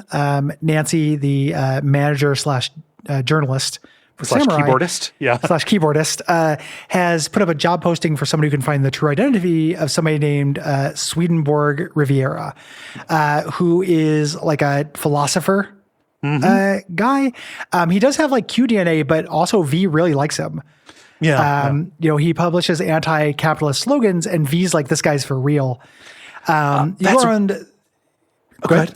Continue. Say, yeah. Oh, I was going to say, you go around, you do this series of like little needle and haystack hunts to find these routers. And the whole time, Johnny is making fun of you for it. This guy does not have the juice. Right. Through this. This is just, you're just saying, this is just nonsense. This is completely empty revolutionary talk. It's slogans. It's meant to make people feel like they're having dangerous thought, but it's actually not. And you think that he's being, typical Johnny, right? Like, he's being a dick. Yeah, no revolution, but my revolution, blah blah blah. It's funny that might be a male V versus female V kind of thing. Like you have options to kind of like, basically the options are to either sincerely say that you like it, or you can, for me, it was like you could like insincerely like say that it's pretty good in order to needle Johnny about it. Got you. Where I saw the, and I haven't done this, right earlier today, so my memory might be fucked up a little bit. Where I saw that he liked it was in the quest description. When I looked at the voice of the omniscient voice that describes things, like this guy really knows what's going on. And then when I was there, Johnny would needle me about it.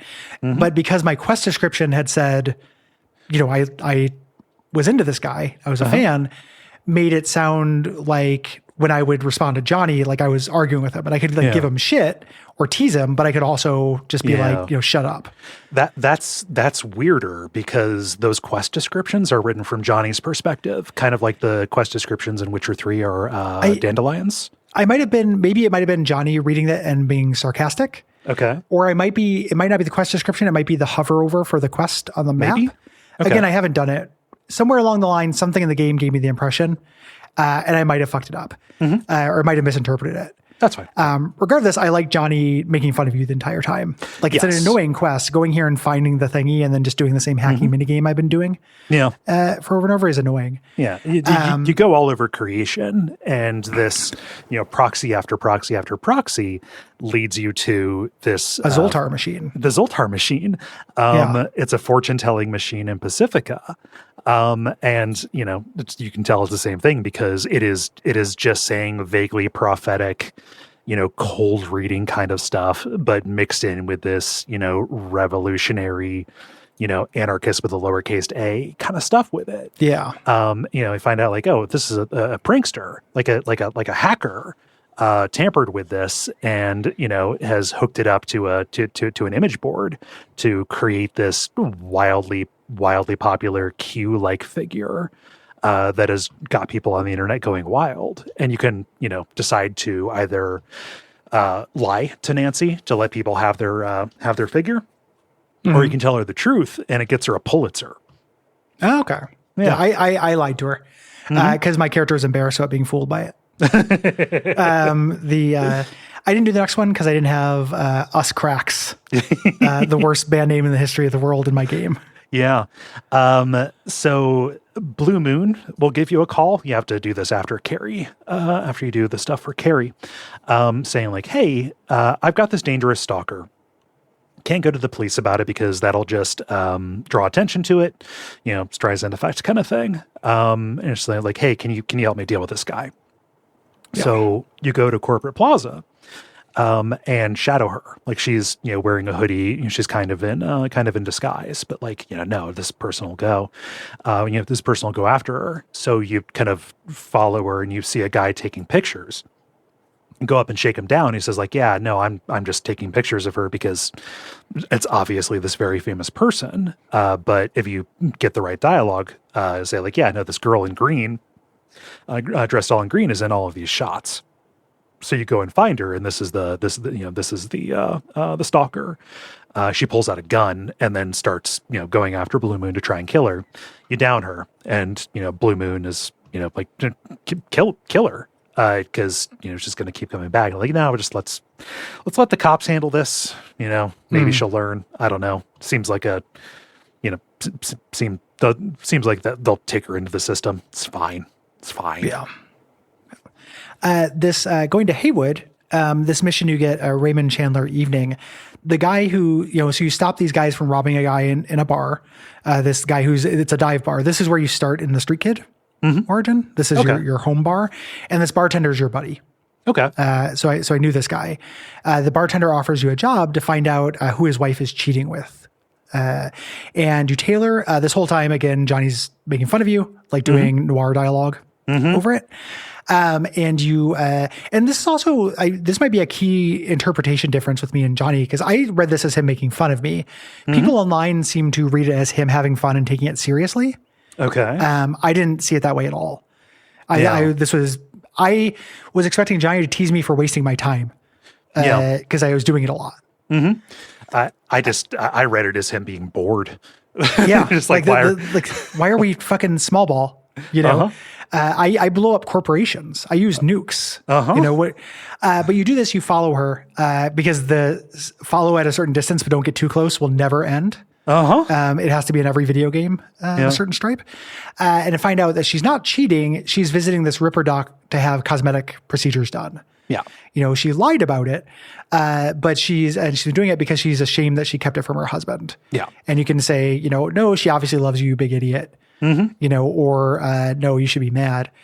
It's worth noting, I don't know if you got a separate thing for it, but it's worth noting, this is where I did my origin mission as well. Okay. In this bar, it is such a fucking nothing. Oh, same thing for the Nomad Path as well. Yeah, the origins are such a bad idea in this game. I do not know why they did that. The guy who was the shitty runner has me go get some cyberware. It turns out he was wrong, and he was small time and got killed. Okay. The end. Nothing else. I started this intro and it introduced all these characters who I didn't talk to again for the entire game, and then did my one bespoke mission, and it was 5 minutes, and just a thing went wrong, and a guy was an idiot who I knew was an idiot. It really, really wild stuff. I do not know why they made that a part of the game. My origin was out in the Badlands. Your old car, like the one you had in the origin mission, comes back online. And you get the location, like, hey, I'm going to go get my car. It came back online because another person who was trying to get out of Night City recovered it from that garage that you were in, and has fixed it up. It's like, no, this is my only way to get out of here, right? She's going to go and start her life somewhere else, and you can decide, give her the car or take it. It's yours. I gave her enough money to go buy another car. Because, sentimental value. It's not a good car. It was just like, oh, this seems like something that now that she's set up and has money, would do. So, Yeah. It all comes down to cars and guns. Yep. Yeah. Yeah. Yeah. There are a bunch of missions in Westbrook. I did some of these. Mm-hmm. Yeah. Yeah. One of them is the Ballad of Buck Ravers.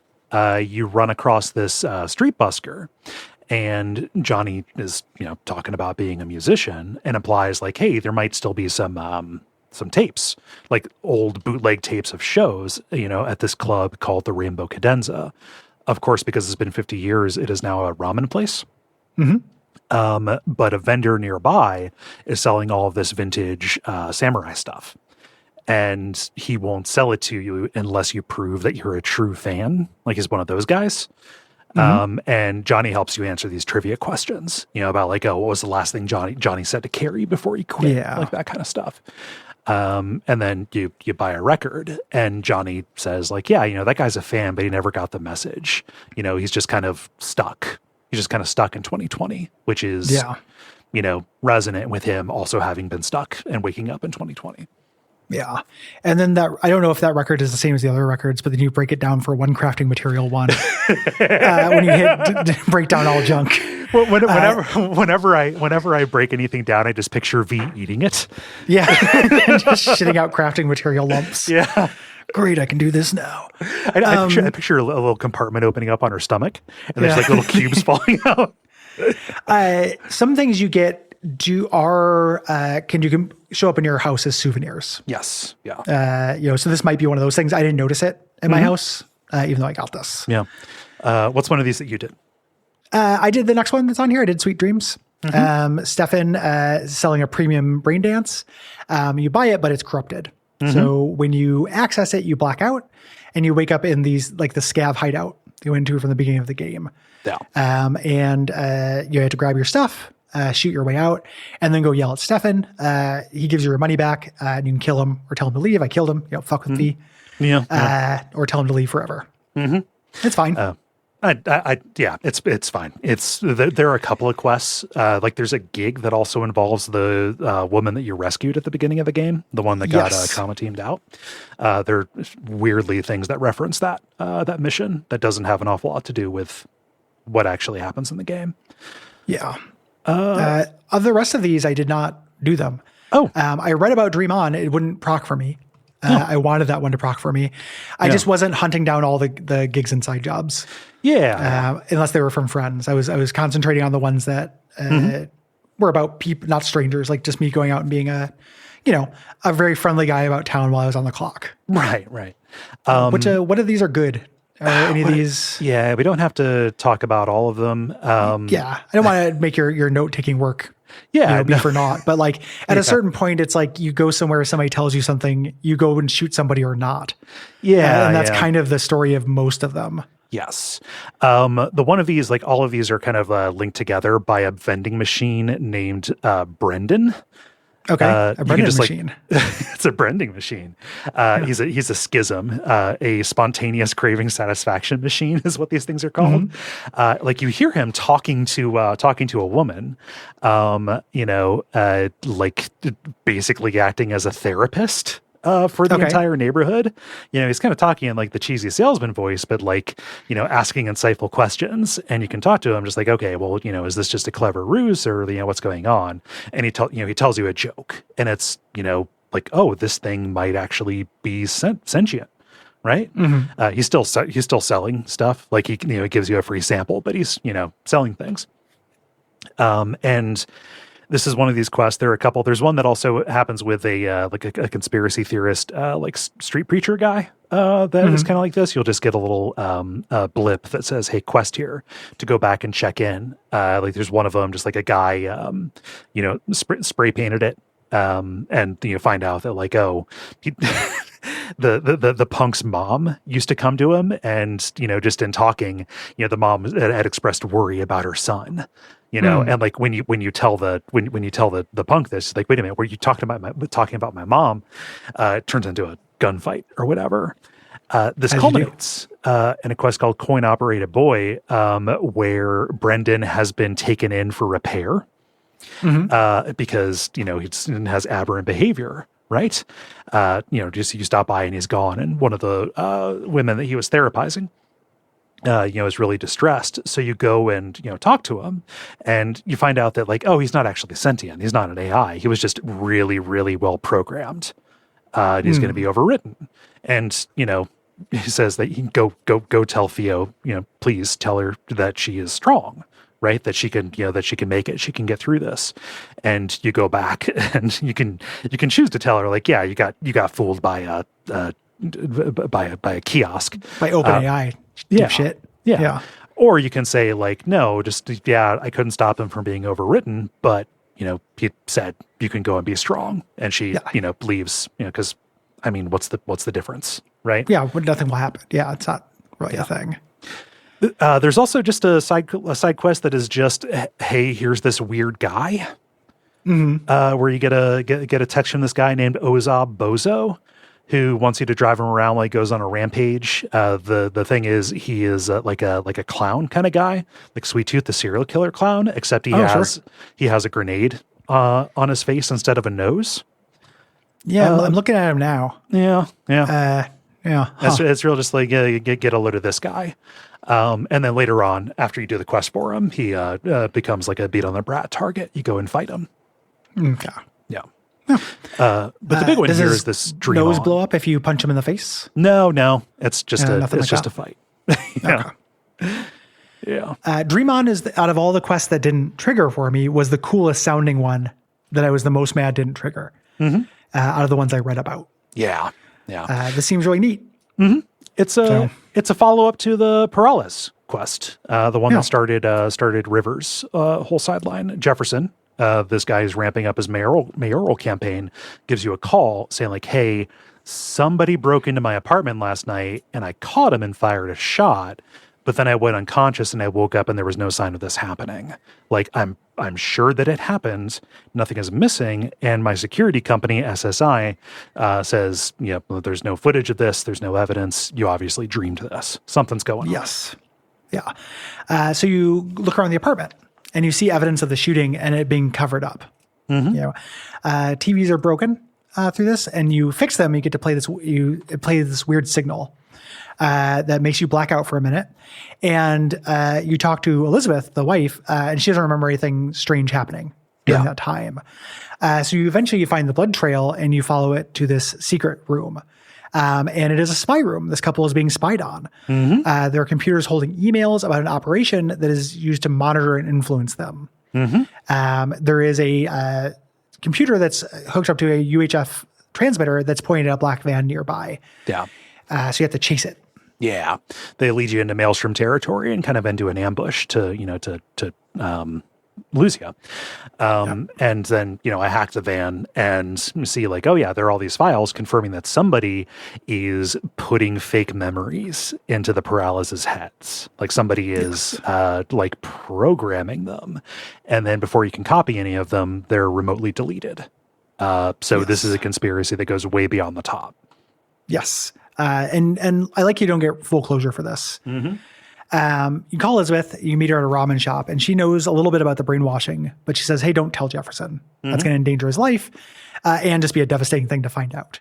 Yeah. Just like, I noticed this because like, he doesn't think he had a brother. Like he has a brother who died when he was young, and like that is just gone. Like that is not something that a person just forgets. Yes. Yeah. So as you go to meet with Jefferson, you get a threatening call. This garbled voice says this can't change anything, and then plays the sound. And put you on your knees like from this thing. So you get the option to tell Jefferson or not, whether that he is being rewritten. Yeah. And the reason he's being rewritten is because to make him a controllable political candidate. Yes. Yeah. Just like, don't you, it's like, oh, you are a mayor running a squeaky clean campaign with no corpo, money or gang affiliation, and you're doing well. Don't you think that there's anything weird about this happening in Night City? And, like they're altering things down to his like personal taste. Like they're telling him what music, they're giving him Obama's playlists. Yes. Yeah. And, so I decided to tell him this because, truth.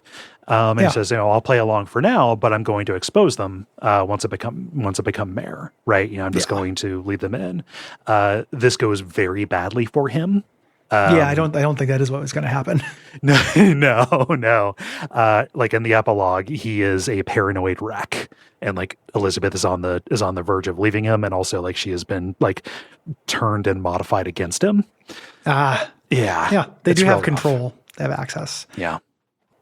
So there are some quests here, like in these other areas, like especially the Badlands, where the content is basically go to a place and shoot. But some of them are pretty interesting. This one, Stadium Love, you go out to this kind of block party that's being thrown by the Sixth Street Gang. And the Sixth Street Gang is interesting in like a kind of a stupid way. They're incredibly patriotic, but there is no like incredibly patriotic and nationalistic, but there is no racial valence to it at all. Yeah, like happens. Yeah. They're like Hell's Angels or something as well. Like they protect the neighborhoods they're in. Yes. I ended up doing one of the little shadow runs about this. And you can also go into a diner and somebody can hold up, like a gang holds up the diner. And then you can say like, hey, if the Sixth Street Gang catches you on their turf, like you're going to get in trouble, and they can talk them down. Yeah. Do that. But yeah, it's just, I find the Sixth Street Gang to be very funny. But you stumble on this and they're holding a drunk shooting contest. You know, you got to take a bunch of shots and then shoot these targets, and it's, you know, progressive. You get progressively drunker, and the targets are pictures of the president's face. Sure. Yeah, I do this. You just have to compensate for the sway from the drunkenness. It's fine. And the prize is this very good assault rifle.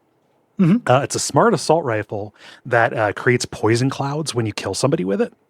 That causes like the chemical or corrosion damage to people around it. Like this ended up being useful for most of the game for me. Yeah. Any AoE stuff is good. Yeah. In this game. Yeah. A good one that I did do is Sinnerman. Shout out to people in the Slack who are like, make sure you do this one. Wakako calls and says, listen, I have this job. There's a client who wants you to kill the person who killed their daughter. Yes. He walked on a technicality. He's got to go. You meet him, you chase the police down the target, and the client gets hot-headed and walks out to shoot the target, but ends up getting shot. Yes. And something strange happens. The target, Joshua Stevenson, gets out. And he is a con who's trying to reform. He's come to Jesus. Yes. Literally. He has an NCPD escort, and then somebody whose purpose originally is not clear who's escorting him until you get in the car and go around with him for a little while as he tries to make amends. And he's talking like, yes, please come with me on my journey. Like it's real. And V is an idiot. V will get in any car. One of them we skipped is where he just picks up the brain dance off the fucking ground and just puts it in. Like there's no self-preservation instinct with No. Just get in this car, and like it's a little bit underlined. Like it says like, well, I got to find out what this is about. Yeah, I got to get kidnapped. Yeah. So I'm just like, and like your next stop, and everybody's talking cryptically. Nobody's answering the question of what's happening here. The next stop is the mother of one of Joshua's victims. Yes. And you go there, and the daughter is there and invites you in, but then the mother comes home and kicks you out. Yeah. At this point, they play this like sobbing.wave during the background of this that is very awkward. Yeah. And you basically, afterwards you leave and you find out what's happening. A corporate studio wants to create a brain dance of this guy crucifying himself. Yes. That's what he wants to do. And he believes himself. She says, he's genuine. That's the rarest thing in the world, for this. And he wants to do it because he thinks it'll show Christ. It'll be like a passion, kind of thing. Yeah. Yeah. Wants to do this as a grand message and to take on suffering basically for other people, as a way to evangelize, and when you talk to the producer alone, it's very, it's clear to me that this is exploitative. Oh, yeah. Yeah. Like exceedingly so. Yeah. And so I push against it the whole time and Johnny backs you up. And that Johnny says funny stuff during that, trying to get her trying to drive a wedge. And she says, I'll make it worth her while. If you don't, I'll give you money. And I'm like, do you realize how many guns and cars I have? I literally want for nothing. Yeah. Nothing is expensive. The economy in this world is entirely broken. I don't understand how anyone's poor. Eventually she gives you a call saying like, listen, you have a good relationship with him. He's having a crisis. Right before we're going to shoot his crucifixion. And I did basically the same thing you did. Don't do this. This is stupid. And he asked you to pray with him and nail him to the cross. This mission, one of the things people like about it is that if you choose to do it, it's pretty intense. Okay. Nailing somebody to a cross in first person. Well, yeah. It's famously a horrible thing to have happen to you. It's an intense experience that not a lot of people get to have. But I'm not going to do it. I did the same thing you did. I'm like, no, fuck this. Yeah. Like, I'm not going to I can't enable this. This is horror. It's evil. Yeah. I don't dislike you that much. I'm not going to, and also I'm playing a Cyberpunk game. I'm not going to help them create this exploitive BD. Like the punk angle of this is forgotten in many quests as you work for the cops and do what anyone asks you to do, no matter what. Right. No. Yeah. But yeah, I want no part in it. I tried to drive a wedge. I tried to convince Josh that, Rachel's not a believer. She was just, she was playing along, with him in order to get him to go do stuff. Yeah. I just walked out because this is a travesty, right? For believers and non-believers alike. Yeah. Yeah. Cool quest though. It plays in an interesting space. Yes. Yeah. There's only one side mission in Pacifica that is not associated with Phantom Liberty. The Voodoo Boys. Yeah. Yeah. And it's just cute. It's called Love Roller Coaster. There's some guys who are trying to fix this old abandoned roller coaster, and you got to go and fix the panel. And they're like, yeah, you fixed it. Take the inaugural ride. So you just ride this old roller coaster while the people on the back on the dock cheer for you, and you're riding it with Johnny, who's in the car next to you. It's very cute. Yeah. If you are friends with the Aldecados, you can get a mission where Mitch wants you to drive out of this bridge that's out because his partner, his friend Scorpion, who dresses like an Assassin's Creed, who died in the opening mission, he wants to send him off in style. So he takes him in the bridge in his old car, lights it on fire, and shoots it off the edge, basically, there. And you have a beer. And Mitch kind of opens up. Mitch is great. I started as a Mitch skeptic, just because why would you choose to look like Mitch and be named Mitch in a cyberpunk future? Balding cyberpunk is funny to me, but he's very solid. I like all the veterans. And it's just very sweet. This is, it's a proper nomad funeral. And if you're a nomad background, it's just this is a horrible waste. His car should be used, but you gotta just, we live on our own terms here. So yeah, this is what he would have wanted.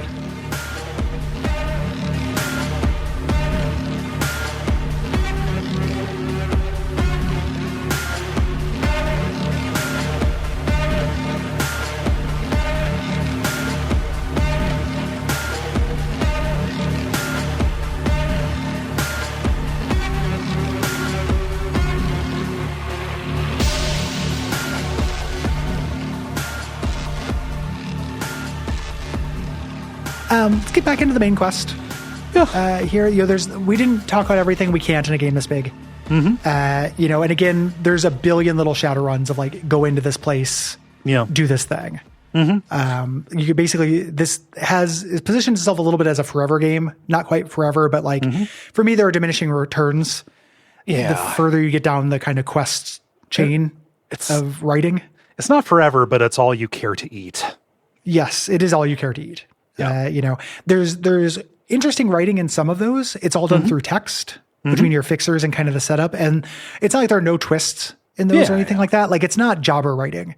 It's just, I had my fill of infiltrating buildings and shooting people in the game. I didn't want to do it anymore. Yeah. So I did plenty of those. You go into a place, you have to get a car out, things like that. This is where some of the more ImSim stuff kind of shines through, where they let you do it how you want to do it. I like that bit. Yeah. But it just, take as many as you want. It's fine. It is a fine shooter that is almost an MSim. It is so close to being an MSim that you get fooled and try MSim stuff and then you're rebuked. And sometimes it doesn't work. It's a shooter that is close to being an MSim and close to being an RPG as you play it. Yeah. The critical path, we go and meet Hanako at Embers. Gives you a big warning, this is the point of no return. She's surrounded by her bodyguards, and Johnny is this is stupid. the whole time. Johnny is telling you like, don't do this. This is dumb. Yeah. And she says, listen, you know, I'm not helping you willingly. Family is everything to me. But I am doing this for the family. I can get you into Mikoshi. If you remember, that is their like super internet. It's soul jail. Yeah, soul jail. The super internet soul jail. If you can help me bring down Yorinobu here. Yeah. Yeah. Yorinobu got over his skis, right? Like all of the board members know about Yorinobu killing Saburo, but they're all just it's all political corporate infighting, right? What she wants you to do is walk into this meeting with the top executives at Arasaka and testify against Yorinobu, you know, saying like, yeah, you know, just when the rank and file, like when the non-board members find out, when the shareholders find out what happened to their beloved leader, well, you know, just, he won't be able to stay. Right. Yes. You know, he is the way that he leads the company is a threat to the company itself, and that's why Hanako was working with you. Yeah, I'm non-committal about this. Goro was alive for me, but he's not in this room. He shows up later along this ending. Johnny is saying this is bad, and I just say I have to think about it. But on your way out, you get the worst relic attack you've had. Yes. You head to the elevator. Johnny is able to stop it and says, "Listen, your condition is degrading. Your body will actually listen to me, though." Let me take the wheel and attack Arasaka with Rogue. You know, there's a Mikoshi access point right beneath it. We'll go there. So that's one of the endings, is teaming up with Rogue. And we talk about options. You know, saying like, all right, well, you say like, well, there's no reason to attack alone, you know, and depending on what loyalty quests you've done, you know, it's like, oh, yeah, can I get Pan Am and them to help me do this? Or you can say like, no, we should take the deal with Arasaka to take the deal with Hanako, which doesn't go well for you if you do that. That's the devil ending, I think is what that is. Yes. And as you're talking about this stuff, the relic attack lays you out. And you wake up at Vix, and, you know, Johnny had taken control of you, you know, came in and was real rude, just like, you know, just help me. And then, you know, you wake up there. Yep. Vic says, listen, you're on your last legs. The next time this happens, this seriously, it's going to kill you. You know, so, you know, there's two different pills and a gun, you know, a suicide option, basically. Yeah. Through here. The easy way is what that's called, in the game nomenclature. He's an old boxer. He's watching a fight on TV, and it's an old fight he watches over and over. And he says, you know, he gets hung up on how the guy who lost might have screwed up. You know, it could be that when he walked into the ring with a much stronger opponent, but it feels off calling that makes that a mistake. It feels off calling that a mistake. Yeah. They did it. Obviously talking about the game. Yes. You know, and like what the story is doing in terms of it being worth pushing on, you know, for that. Yeah. It is not a mistake to fight these against these odds. No. Yeah. It's not a mistake to start the fight. Right. Yes. So, you know, Misty takes you. And at this point, like, as Johnny is talking to you, like you are saying his words out loud. This is so far along. Like, who are you talking to? And Misty takes you up to the roof saying, you know, I came up here and had a very important conversation with Jackie, you know, our best friend from the beginning of the game, you know, where he decided that he was going to be a living legend, you know, saying just, I'll leave you up here to think. This is a great view. Consider all of this. And you're looking out at the Arasaka Tower and also a huge ad for the relic. And here's where you're in the ending Tron 3000. You choose your ending. You can trust Arasaka. You can trust call on Pan Am or call Rogue. And then there's a fourth option, which I think is a really cool that it's here. I didn't want to do it. But as you're doing this, the argument that Johnny's having with you is about you not making the same mistake that he did where you put people who you love in danger. Yes. You know, he's encouraging you to go with his plan because it doesn't, you know, get anyone else in trouble. Yeah. He recognizes that involving Rogue, who can get hurt. If you wait long enough, and if he likes you enough, you've made the right choices during chipping in, he'll say like, hey, how about we just do this? This will be our Butch Cassidy, you know, and the Sundance Kid ending. We'll just do it ourselves. Yeah. And this is real crazy if you do that. Yeah. You do this whole little bit while you're dying. Your health fades and you cannot save. in the thing. It's the super challenge mode. I did it, Gary. Oh yeah, this is the one That's you what did? I did. Yeah, that's the Don't Fear the Reaper ending. I was Did just you? Well, Don't Fear the Reaper is the name of any of them. Okay. That you get if you go to the corporation.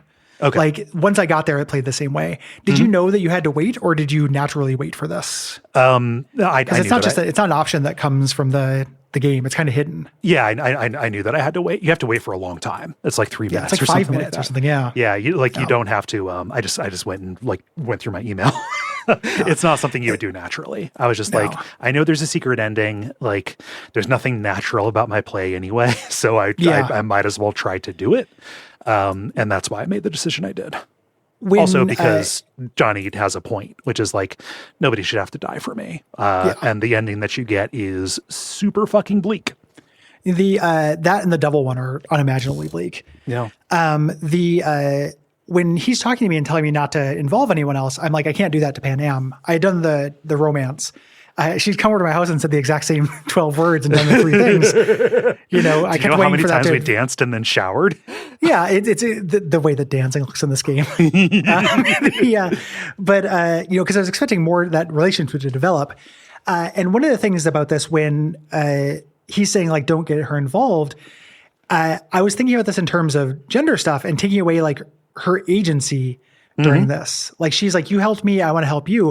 And I'm like, she's a badass. Pan Am is not, helpless. And that whole crew, the Aldecados, all like owe me a favor and they want to do this. Like it would be, to me, it felt off to just say no. And she gets really mad. I'm like, no, help me out. You're going to do it. Johnny doesn't like it. But I decided to have that happen. Yeah. I follow Johnny's, just crazy idea, and we'll get into it when we talk about all the endings, but the Johnny versus V, like how much either of them is a character, plays into one of the things that I think doesn't quite work about this game. Yeah. That's a wrap up thought. I still get Don't Fear the Reaper through that, but there's a lot of prologue to it. I go to the Aldecados camp, having attacks and everything. They make me an Aldecado. They give me the jacket, which is a bolero jacket. It looks real silly. And their plan is to use the hover tank to break into an area where Militech is burrowing a new tunnel under the Arasaka network building and storm that, and then use their big underground drilling machine to get to Arasaka and go in through the basement. Getting into it like Shredder did at the beginning of the TMNT arcade game. Extremely Shredder. Yeah. So you do this. This is a huge fight. Militech sends tons of people at you. You lose a couple guys. You know, it's just wave after wave of fights here. Sometimes you have the tank, sometimes you don't. The tank fucks up and they have to repair it. So you have to get out and fight and everything. It's a long combat sequence. And then you get into the basement of Arasaka and fight some guys, but you're not doing the full storming. Of it. And we can reconvene when we get to Atom Smasher. Because I think that's where the 2 paths, you just came from above. I came from above, so I had to go through like lobbies and offices and stuff. But I decided to go with Johnny, and he says, you just discover what it takes to be a legend. Now grab your iron, let's mobilize. It's a real big, it's okay, here we go. That I have no idea of the decision that I'm making is mine or Johnny's, but we're going to do this. I did not want to put anybody, especially Judy, in danger. Getting Judy involved is not an option, but you can call her. Yes. Say like, it probably makes sense. I think you can call everybody. She is involved in the ending you can get if you do the DLC. Okay. Cool. Because you can do the DLC and then do this ending again. It opens up a new ending. I forgot to mention this, sorry, because I alluded to it earlier. When I talk about the guy who is the Aldecado leader, maybe Saul. having some shade to him, Saul, the characters talk to me about this when I am in the kind of pre-war thing, saying how he's doing this because if he succeeds, he can do this favor and then get a bunch of tech, like steal a bunch of tech from Militech. But if he fails, it'll all be pinned on Pan Am. So he's playing a game. As I go into that server room, though, he sacrifices himself and gets killed by Atom Smasher. regardless of if you take somebody with you, if you're not doing the Don't Fear the Reaper ending or the ending you did, somebody dies with you. I think that it might be Rogue. Rogue might be the one who dies. It's Rogue played for big definitely pathos. dies. Yeah, Rogue dies if you go with Rogue. It's so funny that Pan Am didn't die. That like this guy who I don't like, who had just suggested was maybe trying to fuck everybody over, dies. M Smasher steps on his head. And it's just no, and I was like, I don't care about this guy that much. Like, it was good that he welcomed me to the thing, but he's kind of a dick to my girlfriend. So then you fight Adam Smasher. So all the stuff you said holds about about this. Like, you're having relic attacks the whole time that you're fighting in the lobby. It's very one man army. Shooting all these guards, like mechs coming down. I play this very cautiously, and your maximum health is slowly draining, and also you can't save. I died plenty of times. If you die, it goes to the credits, the same as if you did the suicide ending, and just effectively the same thing as what it was. But if you make it through the lobby, you've got to, get a card for the elevator. Then you go down to like a server room, and you have to clear a bunch of people in the server room. And then ultimately you got to get to the core where you're going to fight Adam Smasher. Yeah. I hate Adam Smasher. Yeah. This is the most cartoony thing in this game. I find him ludicrous. I understand that, like, if you're a fan of the setting, and he's a character in that, and that could probably add something to it. This felt like one of the least serious things that's ever happened to me in a video game. Yeah. The mech coming in, stomping on Saul's head, and then being a variation on the same fucking boss fight I've done with every boss fight in this game, which is sometimes they have super speed, and just being a huge bullet sponge. Yeah. It's just always on top of you, doing a ton of melee damage. Is pretty much what he does, especially in the first bit. Though you can't save, you don't always restart. Like back at the front door, walking through the metal detectors.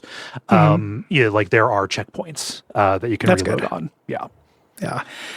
This ended up being fairly counterclimactic. Holy shit, anticlimactic. Counterclimactive. This, because I don't like Adam Smasher, and it wasn't very satisfying when I killed him. Giant didn't even have very much to say. You have the option to spare him, but this guy's a monster man.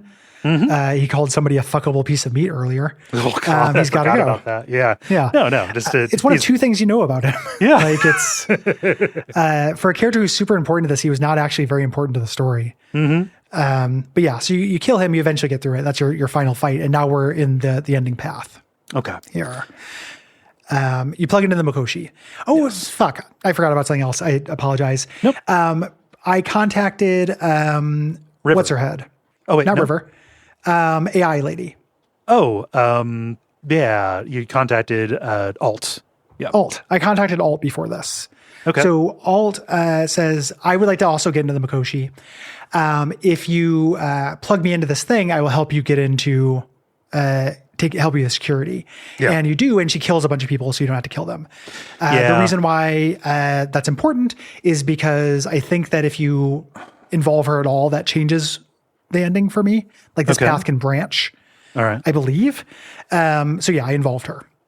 Yeah, Alt was there for me. Johnny had arranged things prior to this. It was just like, when you plug in, Alt's going to come along. It's going to open up a hole. And I don't think she helped out with the fight, but regardless. Yeah. You plug it in the Mikoshi and you go into the cyber realm. Yes. You appear in the elevator, going to the roof of Misty and Vic's building. And depending on the actions that you took, after the prologue, if you sent Delamain, or if you sent Delamain with the body to Jackie's mom, this doesn't happen. If you send him to Vic, to be processed, the body gets intercepted, and Arasaka has, they have a way to relic somebody post-death and make them into a construct. And Jackie is here in Soul Hell, saying like, hey, things are going to be all right. Just kind of cycling through the same loop. Saying the same thing he said. This feels bleak to me for no reason. Yeah. the choice that you make from this is very divorced from its consequences, derogatory. The reason you punished your friend with hell is because you're not like, well, just leave him behind. You didn't make a mistake. You sent him to a trusted friend to get him fixed up, so you don't just dump his mangled corpse on his mother's step. And your friend, it gets fucked up off camera. There's nothing you can do about it. If you send him to his mother's, apparently there's a very sweet funeral scene. Like everyone has to bring something to like his remembrance, and he actually gets closure. Yeah. I don't like the non-relation between those two events. Yeah. Like the non-causality between those things. I also don't understand why Arasaka did this to him. Yeah. Like it seems like a lot of work. It just information about the people who attacked them. Maybe. It's not even that it's disconnected from the thing that you did that bothers me. What really bugs me is like Arasaka could have intercepted them on the way to Jackie's mom too. Yes, there doesn't seem to be anything very. There's no causality here. Yeah. You know, and it's ends up making this character who I liked a lot. Again, similar to Atom Smasher, feel not very important to the story. Like my interaction points with Jackie are very few and far between in this game. I do the beginning, then I do 45 hours of miscellaneous. I mentioned Jackie once during the funeral for Scorpion. You can be like, I also lost my best friend. You know, and it just, and then in the end, oh no, he's in cyber hell forever. Yeah.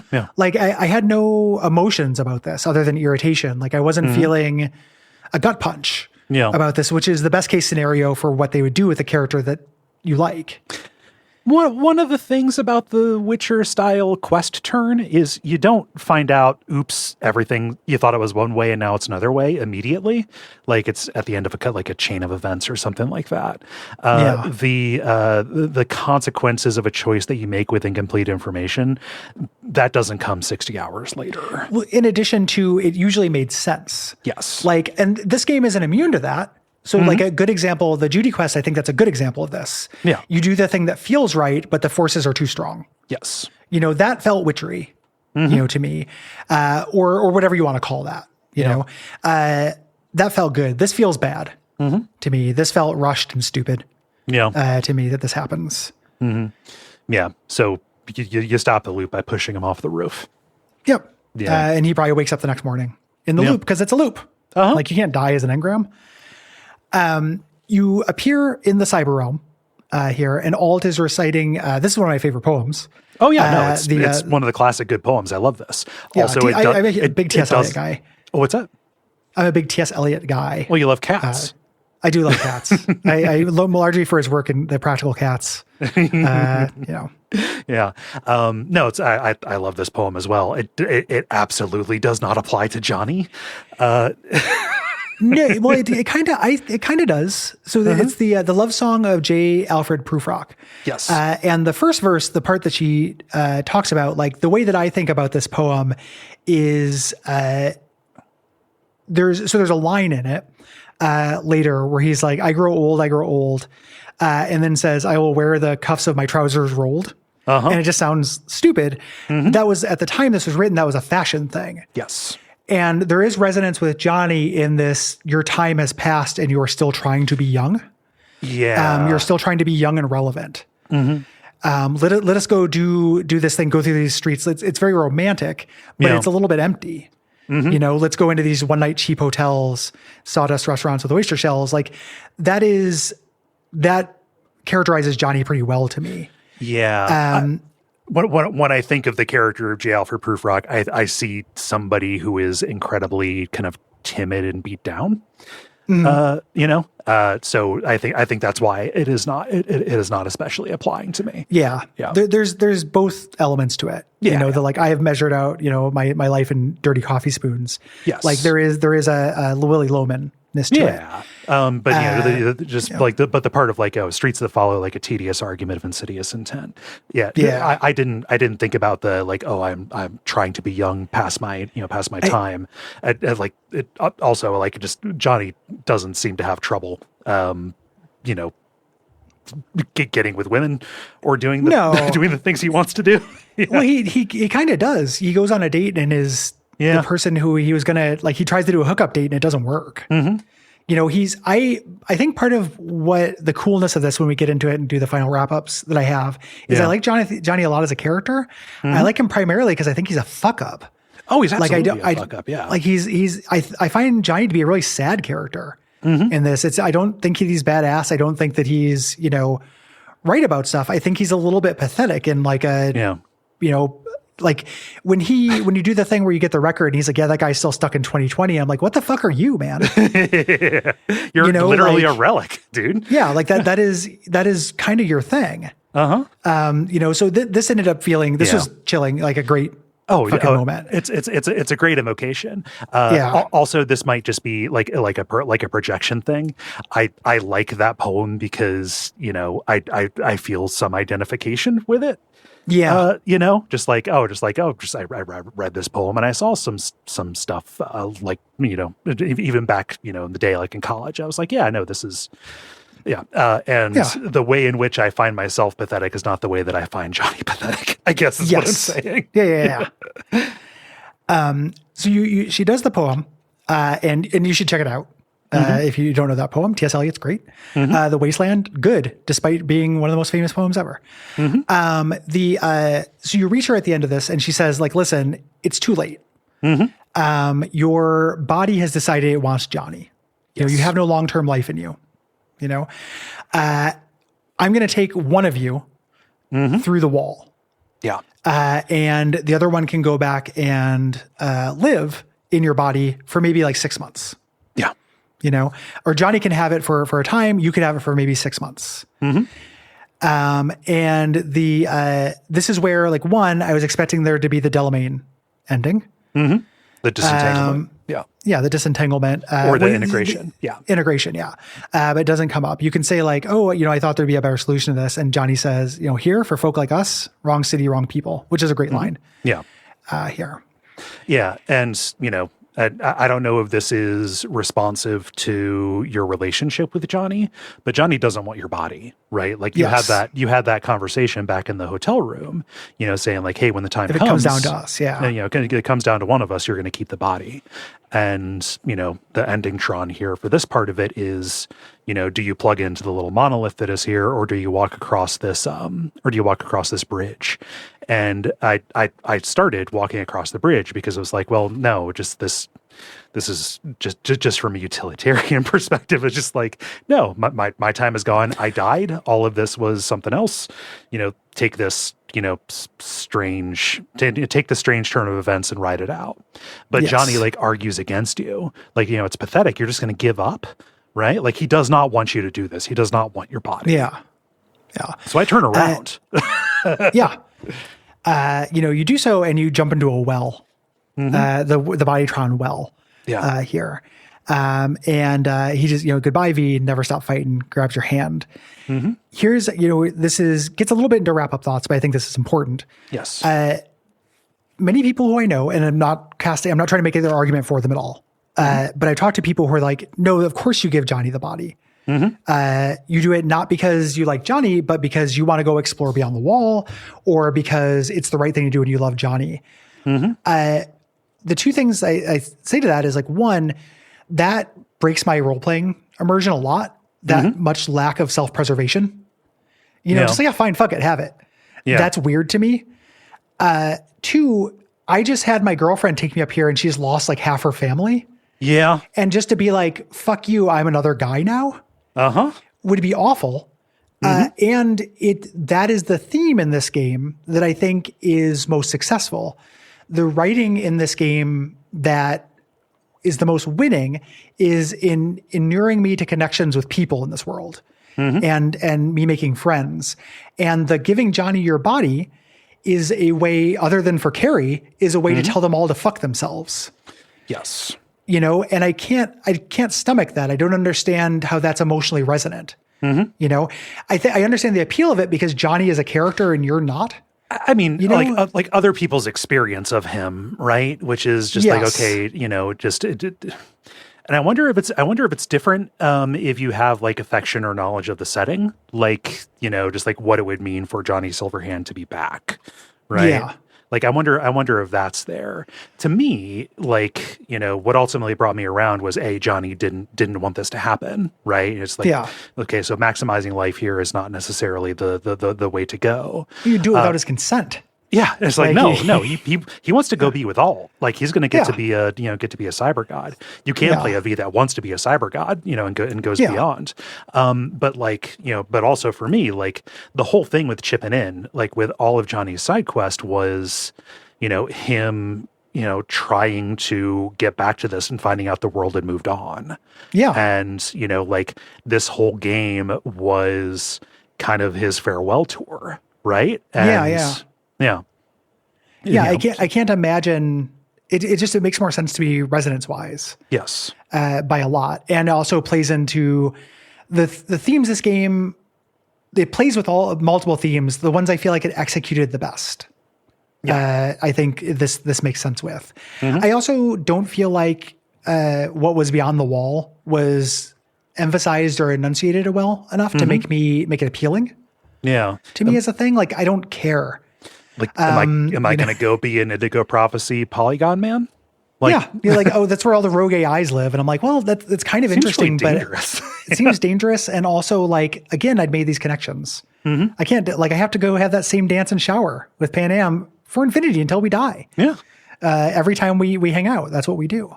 Mm-hmm. So this that was the end of my thing, and we have different epilogues here.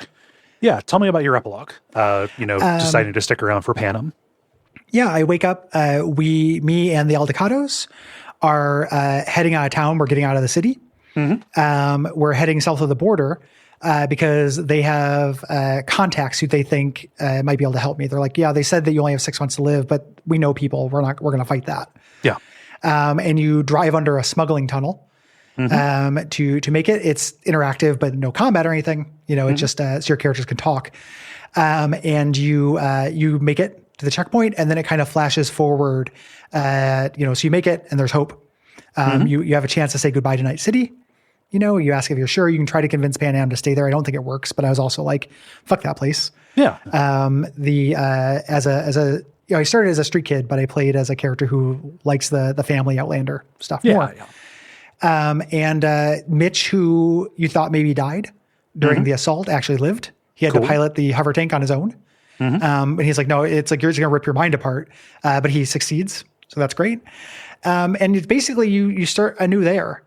In south of the border in the camp, being smugglers with the Aldecados, looking for a way to cure this thing you have. Yeah. And it's very explicitly, the semiotics of it are, the future is unknown. It's very Eldia ending, like, we're going to keep looking. It's not a fatalistic search. It's not positioned as a thing that is hopeless or chaotic. Yeah. Yeah. And I mean, so like the difference between our endings was, you know, did V use the contacts that she had made? Did V follow up on the power of friendship to, you know, rely on other people to, you know, to get this, to get her? By going in alone, I got an incredibly bleak ending. Tell me about this ending, and then we should talk about the devil one for a second because it's amazing. I didn't look up what that was, so I just know that it was bad. Yeah. Very briefly, you end up in an Arasakan like experimental mind prison. It starts with you doing a Rubik's Cube, and you're just being tested forever. Of this thing. It's also worth noting that so when you go and do that ending on the way up to it, you fight Arasakan bodyguards and stuff, and Goro fights with you. Through that. That is the only thing about getting him to stay alive. He doesn't have like a lot more like dialogue or background or anything. He's just your sidekick for the final fight. Yeah. If you do this incredibly unintuitive thing to keep him alive, like you don't get further development, you don't get nothing. Yeah. It's just, and like the corporation continues, but it's called the devil ending, and it is a bad ending because you get used, because you let yourself be used. Yeah. Your freedom is taken away. Right. Yep. But by going it alone and by, you know, becoming the living legend of the afterlife, you end up alienated from everybody. You know, you wake up in this fancy hotel room with Judy, you know, go take a shower with her, and you cough up blood. Right. So you're back in your body. And, it's still going very badly. Judy, just like, hey, I can tell you're getting worse. And also I feel this wall that you've put up. And just, very regretfully, she says like, hey, I need to get out of the city. There's really nothing for me here now, and she needs to go find herself. And she can't do that here with you being this, big mover and shaker. You're the living legend of the afterlife. The best and you have Shadowrunner. this, the best Shadowrunner, and share a last kiss, and then you go to the club.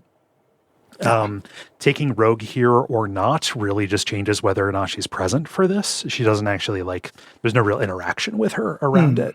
You go there and you meet with your contact, this guy, Mr. Blue Eyes, who is a factor in the DLC. This guy with these just really artificially blue, bright eyes, saying like, why I'd hire you, because you do anything at all for even the faintest chance at survival, right? That You do is anything at all for a Fanta. And don't get me started on Klondike bars. Yeah. And this job that he's hired you to do, it's space heist. Okay. There is a just you have kind of heard on the radio and seen billboards for this place called the Crystal Palace Casino that was put into orbit, for all of the richest people in the world, put into orbit to look like Venus, right? Mm. Yeah. And it cuts to later with you in this capsule. You put on your spacesuit and leave the craft. And Mr. Blue Eye says, you'll gain more than you ever could have imagined by completing this job. And you launch out, floating in space alone toward the casino station. And it ends on this close up on V's face as her thrusters activate to kind of take her to this. Pursuing this life of the living legend is incredibly lonely.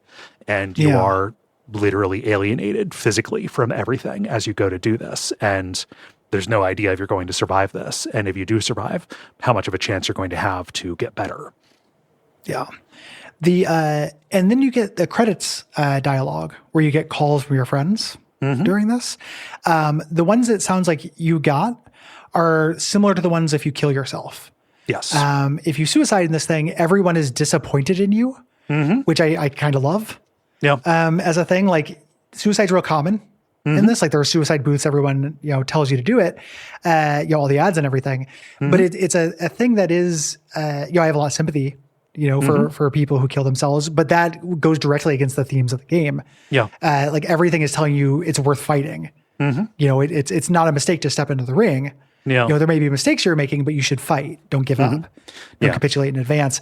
If you actually do that, everyone is like, this sucks. Yeah. I wish you hadn't done that. This alienates you without them being disappointed in you. Yeah. They're all like, you're just basically getting these messages indicating you've ghosted everybody. Vic calls, just, hey, you want to come down and talk about the old days? Panem's like, yeah, no, we're out here if you want to hang out. Saul and Mitch, basically the same thing. Carrie's like, yeah, no, I invited you to come out on this tour. The idea being that, you've just been so focused on work. And also like you're purposefully distancing yourself from people because though you came back to this body, you're going to die soon.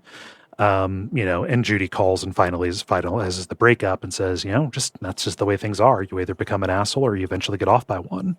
I hope that you don't get the worst of those, basically. Yeah. It's heartbreaking. River wants you to work a new case with him. This is when you get Jefferson, the mayor candidate, like freaking out. Yeah. And then you get tarot reading from Misty at the end. Yeah. Yeah. And then it kind of tells you which cards you get. I can't remember what I got. Yeah. Womp womp. And that's the end of Cyberpunk, at least the main game. Yeah. So I don't want, I'm a little cooler on it than I wanted to be. I understand that a lot of the mechanical and kind of narrative problems get solved in Phantom Liberty. I'm really excited for that. But that's also a different product. It's a different product. It's a thing where my experience with this, which did leave kind of a sour taste in my mouth to a degree, like a good game that had a lot of things that could have been great in it. It's not casting a shadow forward at all. Yeah. I'm still optimistic. There are enough things in this I really did love that even if they just put out a sequel and there wasn't already a thing that addressed the problem specifically, I'd still play it. Like Yeah. I would give these guys another chance based on this, no problem. It fainted towards a lot of things that it didn't execute on very well. And mechanically, I think it is one of the biggest messes we've ever played. Yeah, that's what I was going to say is this is just a real fucking mess, actually. Like it's a mess mechanically. And I think that there are messy things narratively. Yes. Like there are interesting questions that never get paid off in this. And it's all scope shit. It's all, they should have made a smaller game. Yeah. I think about the Delamain thing not going anywhere. I think about one of the most fascinating things in the game when you're talking to the guy who gives you the blueprint for the relic, and he's like, "You're going to start making decisions Johnny would make, and you're not even going to know that's happening." I'm like, "That's really interesting." Yeah. Like, do I know when I make my decisions? That's my personality, and that is a themelet that is also expressed in the mayor thing as he's done, but your character just goes, okay. And then moves on to waste time for 40 hours. Like I'm going to go kill time for a little bit. There's no conflict around that. It's just an interesting idea they introduce and then don't pay off. Yeah. And it's unsatisfying to me to say that of all of the, like, what does it mean to be alive? What does it mean to fight? All those, what does it mean to be a person and to be yourself, to have an identity? All of that stuff that's really interesting. The thing that they succeeded at the best was the fucking power of friendship.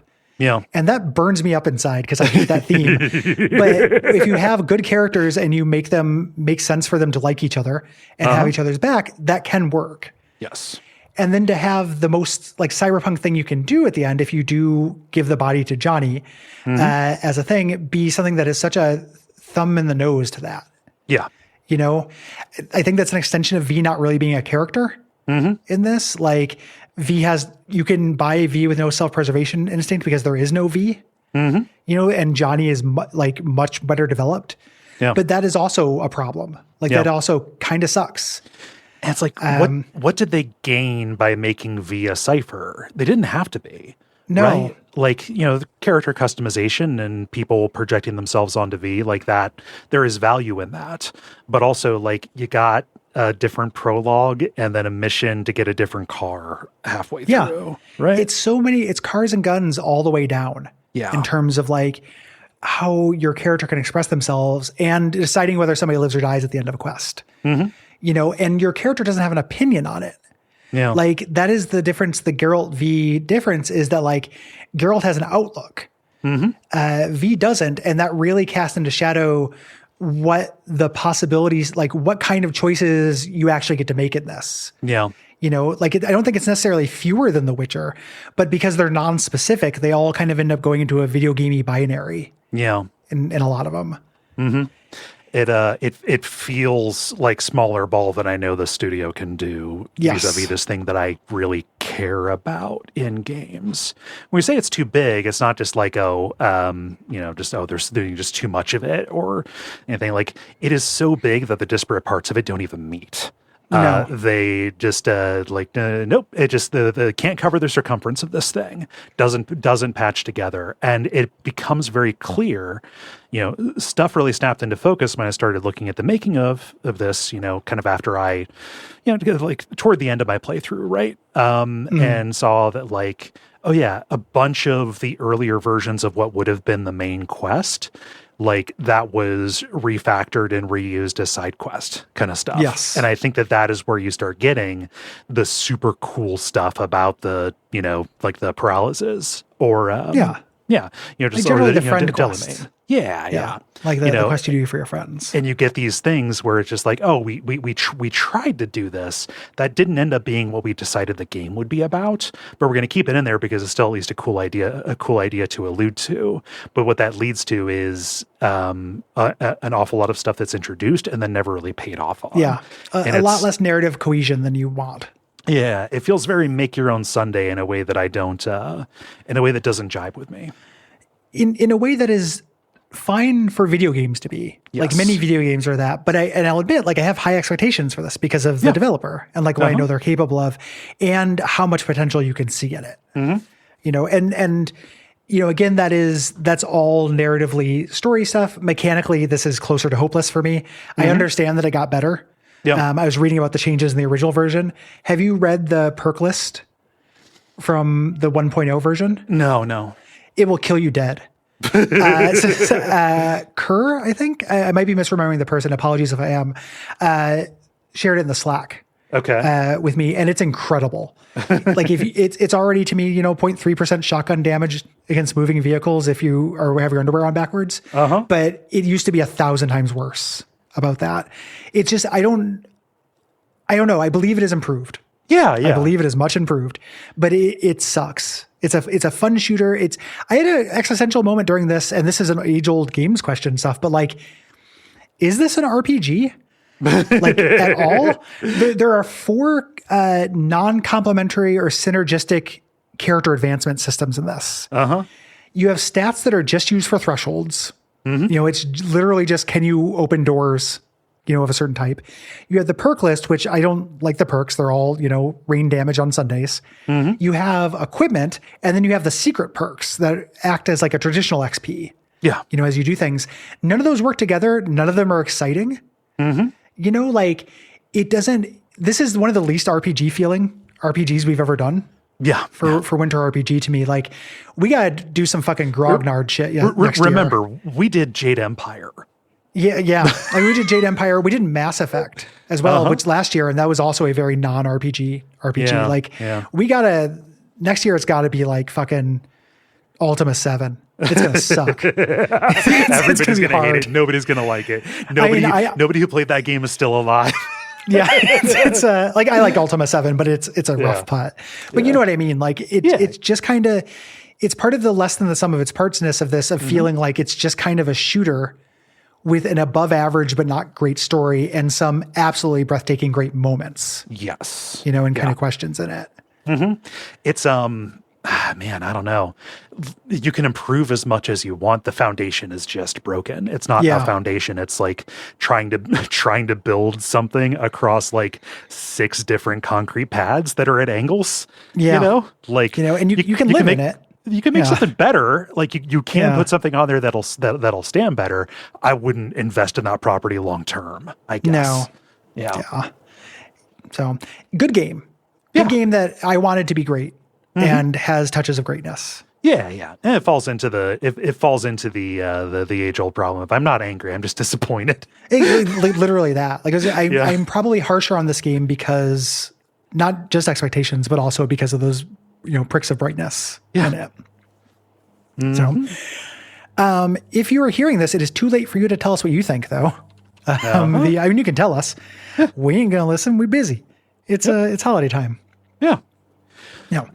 But you can write in about January's games, which are going to be Super Castlevania 4, the second one, the third one. No, Super and finally, maybe the fourth one. Yeah. Super Castlevania 4, Project Snowblind, Tactical Breach Wizards, and then our premium episode for the month, which is going to be Super Mario 64. If you're hearing this and you are a patron of ours, you can also go and download our episode about Kirby's Adventure for the NES. Yeah. Little tip. If you haven't treated yourself to a Super Castlevania 4 run in a while, do it. Yeah, do it. That game is beautiful and fun.